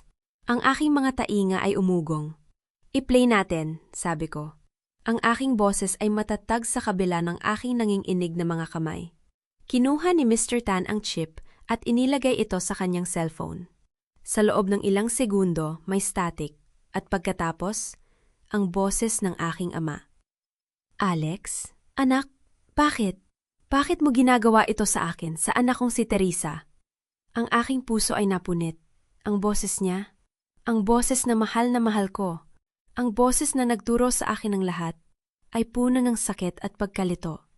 Naramdaman ko ang mga luha na bumagsak sa aking mga pisingi. Ngunit hindi ko maalis ang aking mga mata sa cellphone. At pagkatapos, narinig ko ang boses na yon. Ang boses na minsan kong minahal. Ang boses na nangako sa akin ng walang hanggang pagmamahal. Dahil karapat-dapat ako sa lahat ng ito, hindi si Teresa. Ako ang dapat magmana ng Monte Claro Energy. Ang mga salita ni Alex ay parang kutsilyo sa aking puso. Ang aking mga tuhod ay nanghina, at ako ay bumagsak sa sahig. Ang aking mga kamay ay nakakapit sa aking dibdib. Alex? Bulong ko, ang aking boses ay puno ng sakit. Paano mo nagawa ito? Ang recording ay nagpatuloy. Ang boses ng aking ama ay puno ng pagkabigo. Alex, anak, mahal kita. Itinuring kitang anak. Bakit mo ako ipinagkanulo? Mahal mo ako? Ang boses ni Alex ay puno ng pait. Hindi mo ako mahal. Mahal mo lang ang anak mo si Teresa. Ang anak na itinago mo sa lahat. Ang anak na hindi mo kayang ipakilala sa mundo. Ngunit ako ang laging nandyan para sa'yo. Ako ang laging sumusunod sa'yo. Ngunit hindi pa rin ako sapat. Alex, hindi yan totoo. Ang boses ng aking ama ay mahina, puno ng sakit. Mahal kita. Mahal kita tulad ng pagmamahal ko kay Teresa. Ngunit hindi mo maaring kunin ang hindi sa'yo. Hindi sa akin? Ang boses ni Alex ay naging malamig. Lahat ng ito ay dapat sa akin. Ang Monte Claro Energy, ang kayamanan, ang kapangyarihan, lahat ng ito ay dapat sa akin. At kukunin ko ito, kahit na kailangan kong patayin ka. Ang recording ay natapos at ang katahimikan ay bumalat sa apartment. Ang aking mga luha ay patuloy na bumagsak. Ngunit sa halip na sakit, may isang bagay na nagsimulang bumangon sa aking dibdib. Isug-apoy, isang alit, isang determinasyon. Salamat tatay. Bulong ko, ang aking mga kamay ay nakakapit sa chip. Hindi mo ako iniwan. Hindi kita pababayaan. Tumingin ako kay Mr. Tan at Bella. Ang aking mga mata ay puno ng apoy. May ebidensya na ako, sabi ko. Ang aking boses ay matatag. At may testigo pa ako. Oras na para lumaban. Tumango si Mr. Tan. Ang kanyang mukha ay puno ng respeto. Kailangan nating kumilos ng mabilis, Miss Teresa. Si Alex ay mapanganib. Alam ko, sabi ko. Tumayo ako at pinunasan ang aking mga luha. Ngunit hindi na ako matatakot. Hindi na ako magtatago. Kinuha ko ang aking cellphone at tinawagan si Lieutenant Ramirez. Ang tawag ay sumagot pagkatapos ng 2 ring. Lieutenant, sabi ko, ang aking boses ay kalmado. May bagong ebidensya ako. Ang recording ng pagkamatay ng aking ama. Ang boses ni Alex. Ang katahimikan sa kabilang linya ay tumagal ng ilang segundo. Miss Teresa, may bagong development, sabi niya. Ang kanyang boses ay seryoso. Si Mrs. Consuelo Villanueva, natagpuan siyang patay sa loob ng kanyang sasakyan. Mukhang hindi aksidente. Ang mundo ay tila huminto. Ang aking puso ay tumibok ng mabilis. Ang aking mga kamay ay nanginginig. Patay? Bulong ko, ang aking boses ay halos hindi marinig. Paano? Hindi pa namin alam, sabi niya. Ngunit may mga senyales ng foul play. Miss Teresa, kailangan mo maging maingat. Maaring ikaw ang susunod. Ibinaba ko ang tawag. Ang aking mga mata ay puno ng takot at galit. Tumingin ako kay Mr. Tan at Bella. Si Mrs. Villanueva, sabi ko. Ang aking boses ay nanginginig. Patay na siya. Mukhang hindi aksidente. Ang mga mukha nila ay napuno ng pag-aalala. Ngunit sa halip na takot, may isang bagay na bumangon sa aking dibdib. Isang lakas na hindi ko alam na mayroon ako. Alex? Bulong ko. Ang aking mga mata ay puno ng apoy. Pinatay mo ang iyong sariling ina upang takpan ang iyong mga bakas. Tumingin ako kay Mr. Tan at Bella. Ang aking boses ay matatag. Hindi na ako magtatago, sabi ko. Oras na para lumaban ng harapan. Ang aking cellphone ay nag-vibrate. Tumingin ako sa screen.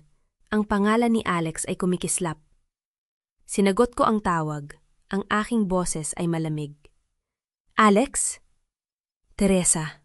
Ang kanyang boses ay puno ng peking awa. Narinig ko ang balita tungkol sa nanay ko. Nakakalungkot, diba? Pero alam mo, may isa pa akong sorpresa para sa'yo. Bukas may press conference ako. Sasabihin ko sa buong mundo kung sino ka talaga. Ang anak sa labas ng isang patay na negosyante. Tingnan natin kung sino ang maniniwala sa'yo. Ang aking mga kamay ay nanginginig, ngunit ang aking boses ay kalmado. Alex, nagkakamali ka. Nagkakamali? Ang kanyang tawa ay malamig. Teresa, wala kang ebidensya. Wala kang testigo. Wala kang laban. Bukas matatapos ang lahat. Ibinaba niya ang tawag at ang katahimikan ay bumalot sa apartment. Tumingin ako sa chip sa aking kamay. Ang aking mga mata ay puno ng determinasyon. Magkakamali ka, Alex. Bulong ko. Ang aking boses ay matatag. Bukas, matatapos ang lahat, ngunit hindi sa parang inaasahan mo. Congratulations, Miss Monteclaro. Ngunit hindi pa tapos ang laban. May mga kalaban ka pa na hindi mo pa nakikita. Empty. Nakatitig ako sa screen ng aking cellphone. Ang mga salita ay paulit-ulit na binabasa ng aking isip. Ang araw ay maaraw. Ang opisina ng aking ama ay puno ng liwanag, ngunit ang aking mga kamay ay nanlamig. Miss Teresa? Ang boses ni Mr. Tan ay nagmula sa likuran ko. May problema ba? Mabilis kong itinago ang cellphone sa aking bulsa. Pinilit ang isang ngiti. Wala lang isang mensahe. Ngunit alam kong hindi ito wala lang. Ang mga letrang MT ay nagparamdam sa akin na may isang tao na nanonood sa akin. Na may isang bagay na mas malaki pa sa laban na katatapos ko lang. 3 oras bago ang press conference ni Alex, nakatayo ako sa harap ng salamin sa aking apartment. Ang aking suit ay itim, simple, ngunit may dalang bigat na hindi mo makikita sa tela. Si Bella ay nakaupo sa sulok, ang kanyang mga mata ay puno ng pag-aalala. Sigurado ka ba dito, ate? Tanong niya, ang kanyang boses ay mahina. Pwede pa tayong dumaan sa ibang paraan. Umiling ako, hinawakan ang bintana kong necklace. Ang maliit na araw na ibinigay sa akin ng aking ama nung bata pa ako. Wala nang ibang paraan, Bella. Kung hindi ko siya haharapin ngayon, mananalo siya. At hindi ko siya hahayaang manalo. Pero ate, Bella? Putol ko. Ang aking boses ay matatag. Alam mo kung gaano ko kamahal si tatay? Alam mo kung gaano ko pinangarap na makilala siya ng lubos? At alam mo kung ano ang ginawa ni Alex? Kung paano niya itinapang ang lahat ng yon? Hindi ko siya hahayaang makatakas. Tumayo si Bella, lumapit sa akin at kinuha ang aking mga kamay. Sasamahan kita. Kahit ano pang mangyari. Napanghiti ako. Ang aking mga mata ay nabasa. Salamat, Bella. Hindi ko alam kung ano ang gagawin ko kung wala ka. Ang press conference ay ginanap sa isang malaking hotel ballroom sa Makati. Nang dumating ako, ang lugar ay puno ng mga reporter, camera, at mga ilaw na nakakasilaw. Sa entablado, nakatayo si Alex sa likod ng isang podium. Ang kanyang muka ay puno ng kumpiyansa. Nakita niya ako, at ang kanyang mga mata ay kumislap, isang halo ng gulat at galit.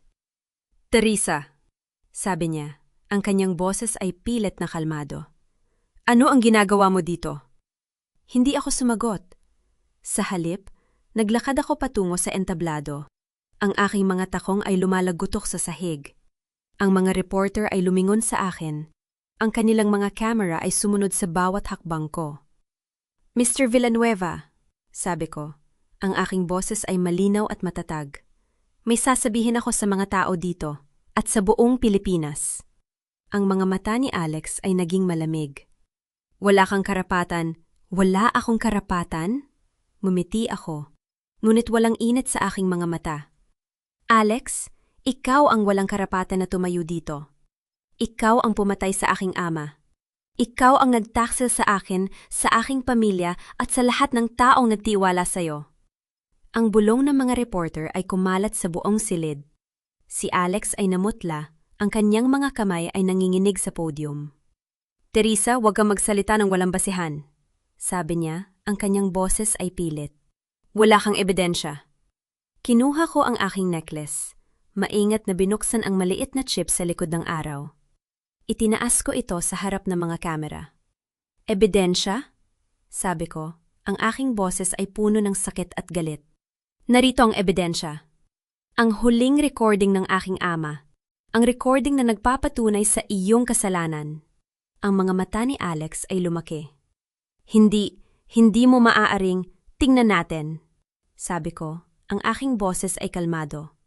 Tingnan natin kung sino ang maniniwala sa'yo pagkatapos nito. Itinapat ko ang chip sa isang maliit na device na dala ko, at ang boses ng aking ama ay bumuhos sa mga speaker ng ballroom. Alex, hindi yan totoo. Ang boses ng aking ama ay mahina, puno ng sakit. Mahal kita. Mahal kita tulad ng pagmamahal ko kay Teresa. Ngunit hindi mo maaaring kunin ang hindi sa'yo. Hindi sa akin? Ang boses ni Alex ay naging malamig. Lahat ng ito ay dapat sa akin. Ang Monte Claro Energy, ang kayamanan, ang kapangyarihan, lahat ng ito ay dapat sa akin at kukunin ko ito kahit na kailangan kong patayin ka. Ang silid ay naging tahimik. Ang mga reporter ay nakatitig, ang kanilang mga kamera ay nakarecord pa rin. Si Alex ay nakatayo, ang kanyang mukha ay puti na parang papel. Patayin mo ako? Bulong niya. Ang kanyang boses ay nanginginig. Hindi ko sinabi yan. Sinabi mo. Sabi ko. Ang aking boses ay malamig. Narinig ng lahat. Narinig ng buong mundo. Sinubukan ni Alex na kunin ang mikropono. Ngunit bago niya ito magwa, ang mga pintuan ng ballroom ay bumukas. Si Lieutenant Ramirez ay pumasok, kasama ang ilang mga pulis. Alexander Villanueva, sabi niya. Ang kanyang boses ay malakas at opisyal. Ikaw ay inaaresto para sa pagpatay kay Don Ramon Monteclaro at para sa iba pang mga krimen na iyong ginawa. Ang mga mata ni Alex ay naging ligaw. Teresa, hindi ka mananalo. Hindi mo kayang sirain ako. Sigaw niya. Ang kanyang boses ay puno ng galit at takot. Tiningnan ko siya. Ang aking mga mata ay puno ng awa at sakit. Hindi kita sinisira, Alex. Ikaw ang sumira sa sarili mo. Ang mga pulis ay dinala si Alex. Ang kanyang mga sigaw ay kumukupas habang siya ay inilalabas sa ballroom. Ang mga reporter ay nagsimulang magtanong. Ang kanilang mga boses ay nagkakagulo. Ngunit hindi ko sila narinig. Ang lahat ng aking atensyon ay nasa chip sa aking kamay. Ang huling regalo ng aking ama. 3 buwan ang lumipas bago ang araw ng pagdinig. Ang korte ay puno ng mga tao, mga reporter, mga abogado, at mga taong naapektuhan ng mga krimen ni Alex. Nakatayo ako sa harap ng hukom. Ang aking mga kamay ay nakakapit sa aking mga tala. Your Honor, sabi ko, ang aking boses ay malinaw at matatag. Ako si Teresa M. Santos, ang anak ni Don Ramon Monteclaro. Nandito ako ngayon upang patunayan ang katotohanan. Ang katotohanan na si Alexander Villanueva ay pumatay sa aking ama upang makuha ang kanyang kayamanan. Si Alex ay nakaupo sa kanyang upuan. Ang kanyang muka ay walang ekspresyon. Ang kanyang mga abogado ay nagsisikap na maghanap ng butas sa aking mga ebidensya, ngunit alam kong wala silang magagawa. Mayroon ako mga ebidensya, patuloy ko. Ang recording ng pagkamatay ng aking ama, ang talaarawan ni Don Ramon, ang mga transaksyon sa panalapi ni Alex at ang testimonya ng kanyang ina, si Mrs. Consuelo Villanueva, na naitala bago siya namatay. Ang hukom ay tumango. Ang kanyang mga mata ay nakatuon sa akin. Ipagpatuloy mo, Ms. Santos. Inilahad ko ang lahat ng aking ebidensya. Ang chip, ang talaarawan, ang mga dokumento at ang recording ng pag-amin ni Consuelo. Ang kanyang boses ay narinig sa buong korte. Ang kanyang mga salita ay puno ng takot at pagsisisi. Sinabi ko kay Alex na huwag ituloy. Ang boses ni Consuelo ay nanginginig. Ngunit hindi siya nakinig. Gusto niya ang kayamanan. Gusto niya ang kapangyarihan. At handa siyang patayin ang sinuman upang makuha yon. Ang mga mata ni Alex ay naging galit. Ngunit hindi siya makapagsalita. Ang kanyang mga abogado ay tahimik. Ang kanilang mga mukha ay puno ng pagkatalo. Pagkatapos ng ilang oras ng pagdinig, ang hukom ay nagpahayag ng kanyang desisyon.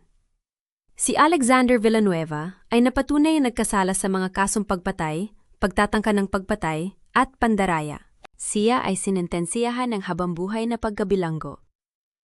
Ang mga tao sa korte ay nagsimulang pumalakpak, ngunit hindi ko narinig ang kanilang mga palakpak. Ang lahat ng aking atensyon ay nasa mga mata ni Alex. Ang mga mata na minsan kong minahal, ngunit ngayon ay puno ng galit at puot. "Teresa?" bulong niya. Ang kanyang boses ay halos hindi marinig. "Mamahalin mo pa ba ako?" Umiling ako, ang aking mga mata ay puno ng sakit. "Hindi, Alex. Hindi na kita mahal. Hindi na kita kailanman mamahalin." Pagkatapos ng pagdinig, tumayo ako sa harap ng Monte Claro Energy Building. Ang araw ay sumisikat. Ang mga salamin ng gusali ay kumikinang. Si Mr. Tan ay nakatayo sa tabi ko. Ang kanyang muka ay puno ng respeto. "Miss Teresa," sabi niya. Ang kanyang boses ay mahina. "Ito ang susi sa opisina ng iyong ama. Handa ka na bang pumasok?" Tumango ako. Ang aking mga kamay ay nanginginig habang kinukuha ko ang susi. "Oo, handa na ako." Binuksan ko ang pinto ng opisina ng aking ama, at ang hangin ay tila huminto. Ang mga dingding ay puno ng mga larawan ng aking ama, ang kanyang mga ngiti, ang kanyang mga tagumpay, ang kanyang mga pangarap. Sa gitna ng opisina, isang malaking larawan niya ang nakasabit. Ang kanyang mga mata ay tila nakatingin sa akin. Lumapit ako sa larawan. Ang aking mga luha ay nagsimulang bumagsak. "Tatay?" bulong ko. Ang aking boses ay puno ng sakit. "Nagawa ko. Nakuha ko ang hustisya para sa'yo. Hindi mo ako pinalaki para sumuko. At hindi ako sumuko." Ang aking mga kamay ay nakakapit sa aking necklace. Ang maliit na araw ay mainit sa aking palad. Ang mga alaala ng aking ama ay bumalik. Ang kanyang mga kwento, ang kanyang mga payo, ang kanyang pagmamahal. "Alam mo, tatay," sabi ko, ang aking boses ay nanginginig. "Nung bata ako, lagi mong sinasabi sa akin na ang tunay na kayamanan ay hindi nasusukat sa pera, kundi sa mga taong nagmamahal sa atin. At ngayon, naiintindihan ko na.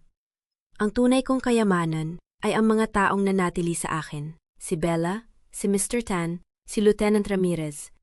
At ikaw, tatay. Ikaw ang pinakamalaking kayamanan ko." Tumayo ako sa harap ng bintana. Ang aking mga mata ay nakatingin sa malawak na tanawin ng lungsod. Ang araw ay sumisikat. Ang mga gusali ay kumikinang. Ang aking puso ay puno ng sakit at kaligayahan, ng lungkot at pag-asa. "Tatay?" bulong ko. Ang aking boses ay puno ng pagmamahal. "Nagawa ko. Nakuha ko ang hustisya para sa'yo. At ngayon, sisimulan ko ang aking bagong buhay. Ang buhay na hindi mo nakita, ngunit alam kong ipinagmamalaki mo." Ang aking cellphone ay nag-vibrate sa aking bulsa. Kinuha ko ito. Ang aking mga mata ay nakatitig sa screen. "Congratulations, Miss Monteclaro. Ngunit hindi pa tapos ang laban. May mga kalaban ka pa na hindi mo pa nakikita. M.T." Ang aking mga kamay ay nanginginig. Ang aking puso ay tumibok ng mabilis. Ang mga salita ay nagparamdam sa akin na may isang tao na nanonood sa akin, na may isang bagay na mas malaki pa sa laban na katatapos ko lang. Tumingin ako sa labas ng bintana. Ang aking mga mata ay puno ng determinasyon. "M.T." bulong ko. Ang aking boses ay matatag. "Kung may laban pa, handa ako. Hinding-hindi na ako magtatago. Hinding-hindi na ako matatakot." Ang araw ay sumisikat. Ang aking puso ay puno ng pag-asa. Ang laban ay hindi pa tapos, ngunit handa akong harapin ito. Hindi bilang si Teresa Santos, ang babaeng itinago ang kanyang pagkatao, kundi bilang si Teresa Monteclaro, ang babaeng nanindigan sa troso ng kanyang ama at tumayo mula sa abo ng kanyang pagdadalamhati. Isang taon na ang nakalipas mula nang tumayo ako sa harap ng Monte Claro Energy Building. Hawak ang susi ng opisina ng aking ama. Isang taon na rin mula nang mawala si Alex sa aking buhay. Mula nang ang pangalang Villanueva ay naging isang masamang alaala lamang. Ngayon, nakaupo ako sa dulo ng mahabang mesa ng boardroom. 14 na tao ang nakapaligid sa akin. Mga direktor, mga executive, mataong minsang nag-alinlangan kung kaya kong pangunahan ang kumpanya ng aking ama. Ngunit hindi na nila ako nakikitang ganoon. Ngayon, nakikita nila ako bilang si Teresa Monteclaro, ang CEO ng Monte Claro Energy. Miss Monteclaro, sabi ni Mr. Tan, nakatayo sa aking tabi.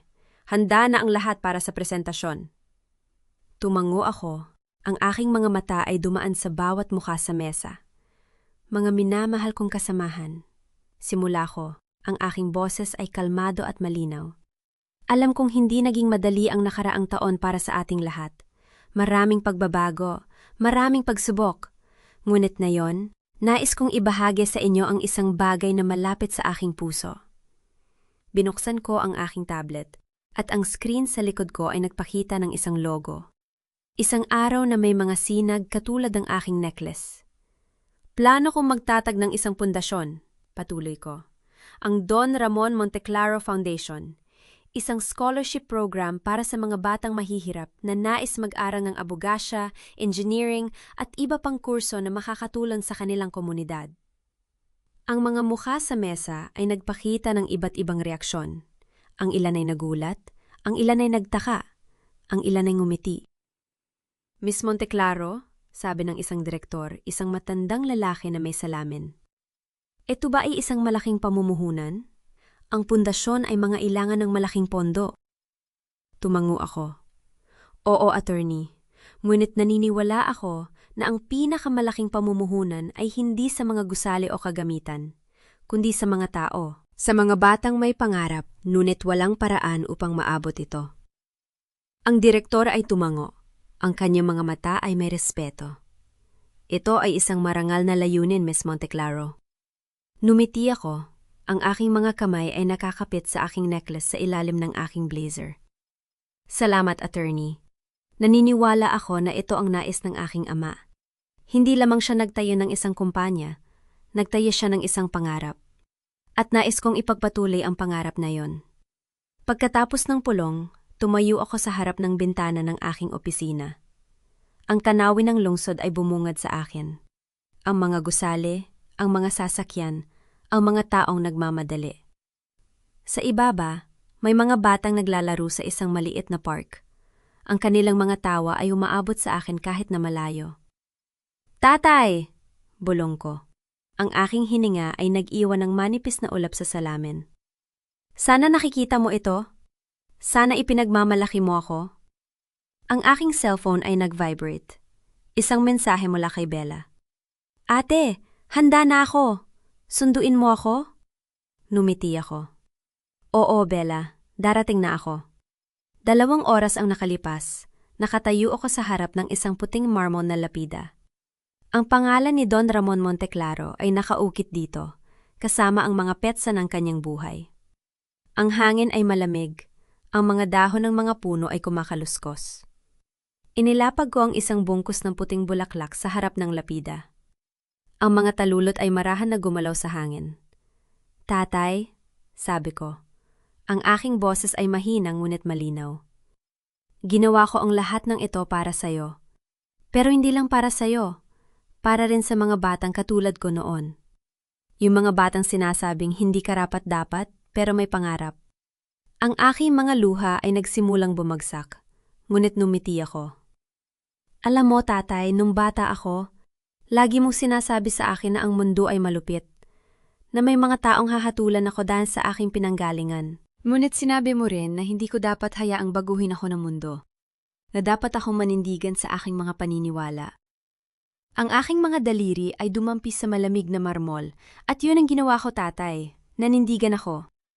Hindi para sa kayamanan, hindi para sa kapangyarihan, para sa hustisya, para sa mga batang katulad ko nun, yung mga batang hindi nakikita, hindi naririnig.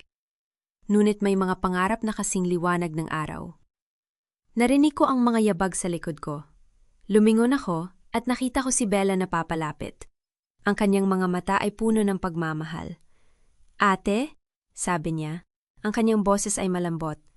"Nandito ako." Inilahad niya ang kanyang kamay at hinawakan ko ito. Ang kanyang mga daliri ay mainit. Ang kanyang hawak ay matatag. Tumayo kami ng magkatabi. Ang aming mga anino ay naghahalo sa hapon. Walang nagsalita, ngunit ang aming katahimikan ay puno ng pag-unawa.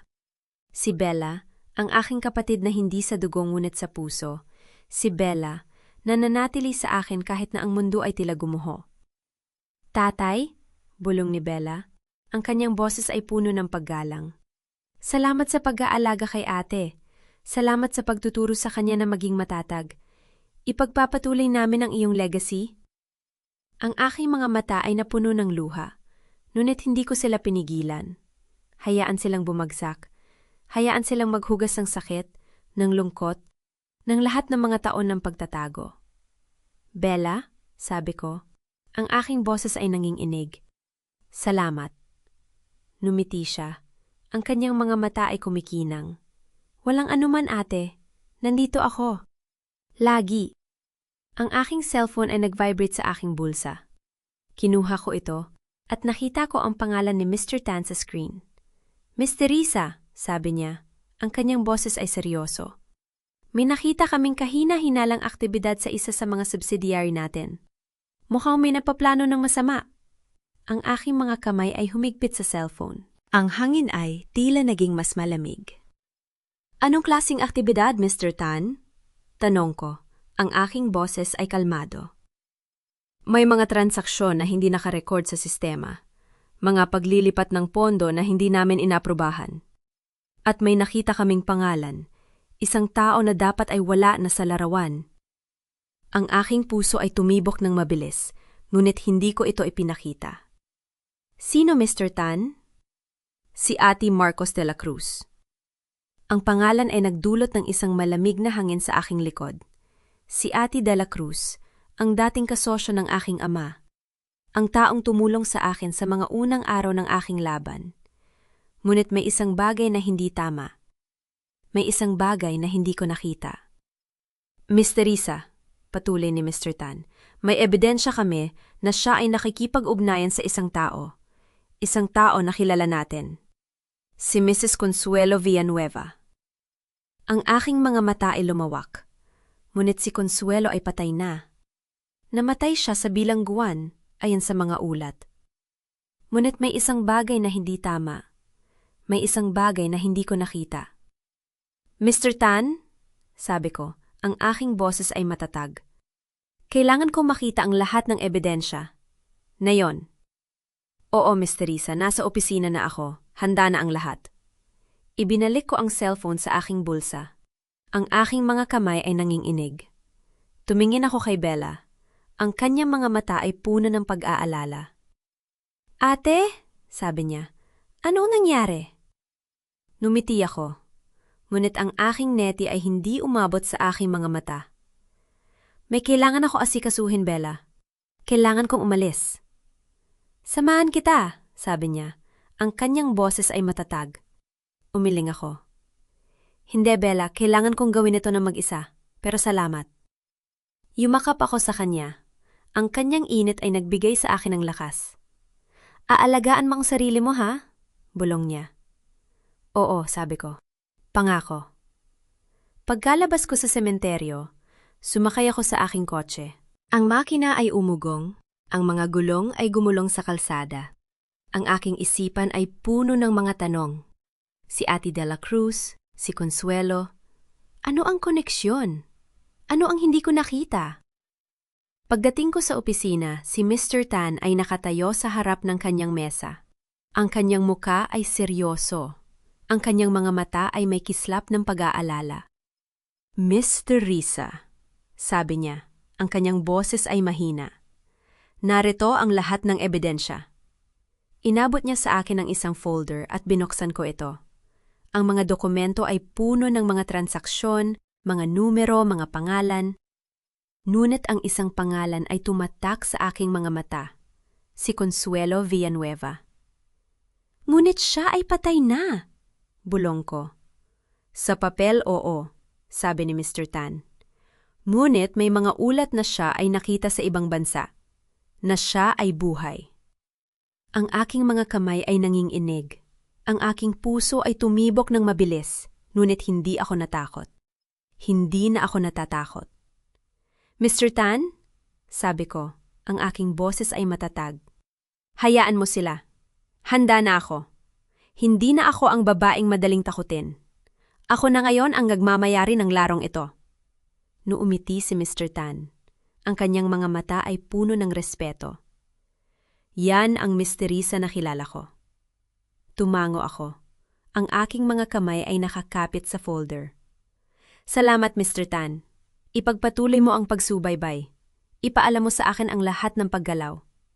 Oo, Miss Teresa. Paglabas ko sa opisina ni Mr. Tan, tumayo ako sa harap ng bintana ng aking sariling opisina. Ang kanawin ng lungsod ay bumungad sa akin. Ang mga gusali, ang mga sasakyan, ang mga taong nagmamadali. Ang araw ay papalubog na. Ang mga ulap ay may kulay kahel at rosas. Ang aking mga daliri ay dumampi sa aking necklace. Ang maliit na araw ay mainit sa aking palad. Ang mga alaala ng aking ama ay bumalik. Ang kanyang mga kwento, ang kanyang mga payo, ang kanyang pagmamahal. Tatay, bulong ko. Ang aking boses ay puno ng pagmamahal. Nagawa ko. Nakuha ko ang hustisya para sa'yo. At ngayon, sisimulan ko ang aking bagong buhay. Ang buhay na hindi mo nakita, ngunit alam kong ipinagmamalaki mo. Ang aking cellphone ay nag-vibrate sa aking bulsa. Kinuha ko ito. Ang aking mga mata ay nakatitig sa screen. Congratulations, Miss Monteclaro! Ngunit hindi pa tapos ang laban. May mga kalaban ka pa na hindi mo pa nakikita. MT. Ang aking mga kamay ay nanginginig. Ang aking puso ay tumibok ng mabilis. Ang mga salita ay nagparamdam sa akin na may isang tao na nanonood sa akin, na may isang bagay na mas malaki pa sa laban na katatapos ko lang. Tumingin ako sa labas ng bintana. Ang aking mga mata ay puno ng determinasyon. MT, bulong ko. Ang aking boses ay matatag. Kung may laban pa, handa ako. Hinding-hindi na ako magtatago. Hinding-hindi na ako matatakot. Ang araw ay sumisikat. Ang aking puso ay puno ng pag-asa. Ang laban ay hindi pa tapos, ngunit handa akong harapin ito. Hindi bilang si Teresa Santos, ang babaeng itinago ang kanyang pagkatao, kundi bilang si Teresa Monteclaro, ang babaeng nanindigan sa troso ng kanyang ama, at tumayo mula sa abo ng kanyang pagdadalamhati. Tumayo ako sa harap ng bintana. Ang aking mga mata ay nakatingin sa malawak na tanawin ng lungsod. Ang araw ay sumisikat. Ang mga gusali ay kumikinang. Ang aking puso ay puno ng sakit at kaligayahan, ng lungkot at pag-asa. Tatay, bulong ko. Ang aking boses ay puno ng pagmamahal. Ang tunay na kayamanan ay hindi pera. Ito ay ang kakayahang tumayo mula sa pagkakadapa. Ito ay ang integridad na hindi mabibili ng salapi. Ang aking mga hakbang ay matatag habang ako ay naglakad patungo sa aking mesa. Ang mga dokumento ay nakalatag, ang mga desisyon ay naghihintay. Ang aking bagong laban ay nagsisimula, ngunit handa ako. Binuksan ko ang folder, ang mga numero at pangalan ay dumalay sa aking mga mata. Ang pangalan ni Consuelo Villanueva ay nakatitig sa akin. Isang paalala na ang nakaraan ay hindi kailanman ganap na nawawala. Ngunit hindi ako natakot. Hindi na ako natatakot dahil ako si Teresa Monteclaro. Ang babaeng nanindigan sa troso. Ang babaeng tumayo mula sa abo. At handa akong harapin ang anumang darating. Mamamahal kong tagapakinig, narating na natin ang dulo ng mahabang paglalakbay na ito. Naiwan natin si Teresa na nakatayo sa harap ng binta ng kanyang opisina. Hawak ang folder ng mga bagong ebidensya, handang harapin ang anumang darating. Ang araw ay sumisikat, at ang kanyang puso ay puno ng pag-asa. Hindi dahil wala ng sakit, kundi dahil natutunan na niyang mamuhay kasama nito. Salamat sa inyong lahat na nagtiyaga hanggang sa huling minuto ng kwentong ito. Habang isinusulat ko ang mga eksena ng pagluluksa ni Teresa sa harap ng kabaong ng kanyang ama, ng pagtayo niya sa harap ng korte habang hinaharap ang mga niti ng mga kaaway, may mga gabing hindi ako makatulog. Hindi dahil sa takot, kundi dahil sa bigat na mga emosyong dala ng karakter na ito. Isang babaeng itinago ang kanyang pagkatao upang protektahan ang sarili. Ngunit sa huli, natuklasan na ang tunay na kalayaan ay ang pagtanggap sa kung sino siya. May isang bagay na paulit-ulit kong naiisip habang binubuo ko ang kwentong ito. Ang necklace na hugis araw na iniwan ng kanyang ama, ang tanging alaala na hawak niya noong mga panahong wala siyang alam tungkol sa kanyang pinagmulan. Sa totoong buhay, marami sa atin ang may ganyang bagay. Hindi kinakailangang alahas. Maaaring isang lumang litrato, isang sulat, o kahit isang paboritong kanta. Ang mga ito ay hindi lamang mga bagay. Sila ay mga ankoras na nagpapaalala sa atin kung saan tayo nanggaling at kung gaano tayo kalayo na ang narating. Sa kwento ni Teresa, ang necklace na yon ay naging simbolo ng kanyang pagkakakilanlan. Ang araw na sumisikat kahit na natabunan ng ulap. At habang iniisip ko ito, naisip po ang isang aral na maaaring magamit nating lahat sa araw-araw na pamumuhay. Madalas nating hinahanap ang ating halaga sa mga panlabas na bagay, sa trabaho, sa relasyon, sa opinyon ng iba. Ngunit tulad ni Teresa, natutunan natin na ang tunay na kayamanan ay hindi nasusukat sa laman ng ating bank account, kundi sa lalim ng ating integridad. Ang taong marunong tumayo mula sa pagkakadapa, na kayang magpatawad ng hindi nakakalimot, na kayang magmahal ng hindi nawawala ang sarili, iyan ang taong tunay na mayaman. Kaya't ngayong gabi, habang tinatapos natin ang kwentong ito, nais kong itanong sa inyo, ano ang inyong gagawin kung kayo ang nasa posisyon ni Teresa? Kung kayo ay niloko, pinagkanulo, at sinabihan na wala kayong halaga, kayang-kaya ba ninyong tumayo at ipaglaban ang inyong sarili? O kayo ba ay mananahimik na lamang upang maiwasan ang gulo? Marami sa inyo ang nakikinig habang nagmamaneho pa uwi, habang nagluluto ng hapunan, o habang nagpapahinga pagkatapos ng mahabang araw. Saan man kayo naroroon ngayon, nais kong malaman ninyo ng inyong mga kwento ay mahalaga. Kung kayo ay nakaranas ng katulad na pagsubok, ng pagiging minamaliit, ng pagkakanulo, ng pagdududa sa sarili, tandaan ninyo na hindi kayo nag-iisa. May mga taong handang makinig, handang umunawa. Kung nasiyahan kayo sa kwentong ito, huwag kalimutang i-like at i-share ito sa inyong mga kaibigan. Maaring meron sa kanila na nangangailangan ng ganitong inspirasyon ngayon. At higit sa lahat, iwanan ninyo sa komento ang inyong mga saloobin. Ano ang natutunan ninyo mula sa paglalakbay ni Teresa? Ano ang inyong gagawin sa inyong sariling laban? Naway gabayan kayo ng liwanag ng inyong sariling araw, at naway lagi ninyong maalala na ang inyong halaga ay hindi nakasalalay sa sinuman maliban sa inyong sarili. Maging matatag, maging mabuti, at huwag matakot na tumayo para sa inyong katotohanan. Ang babaeng nanindigan sa troso, ang pagbangon ni Teresa. Ang kwentong ito ay isinulat na hangos sa mga kwento ng mga taong nakaranas ng pagsubok sa buhay at iniaalay sa lahat ng mga patuloy na lumalaban sa kabila ng kadiliman.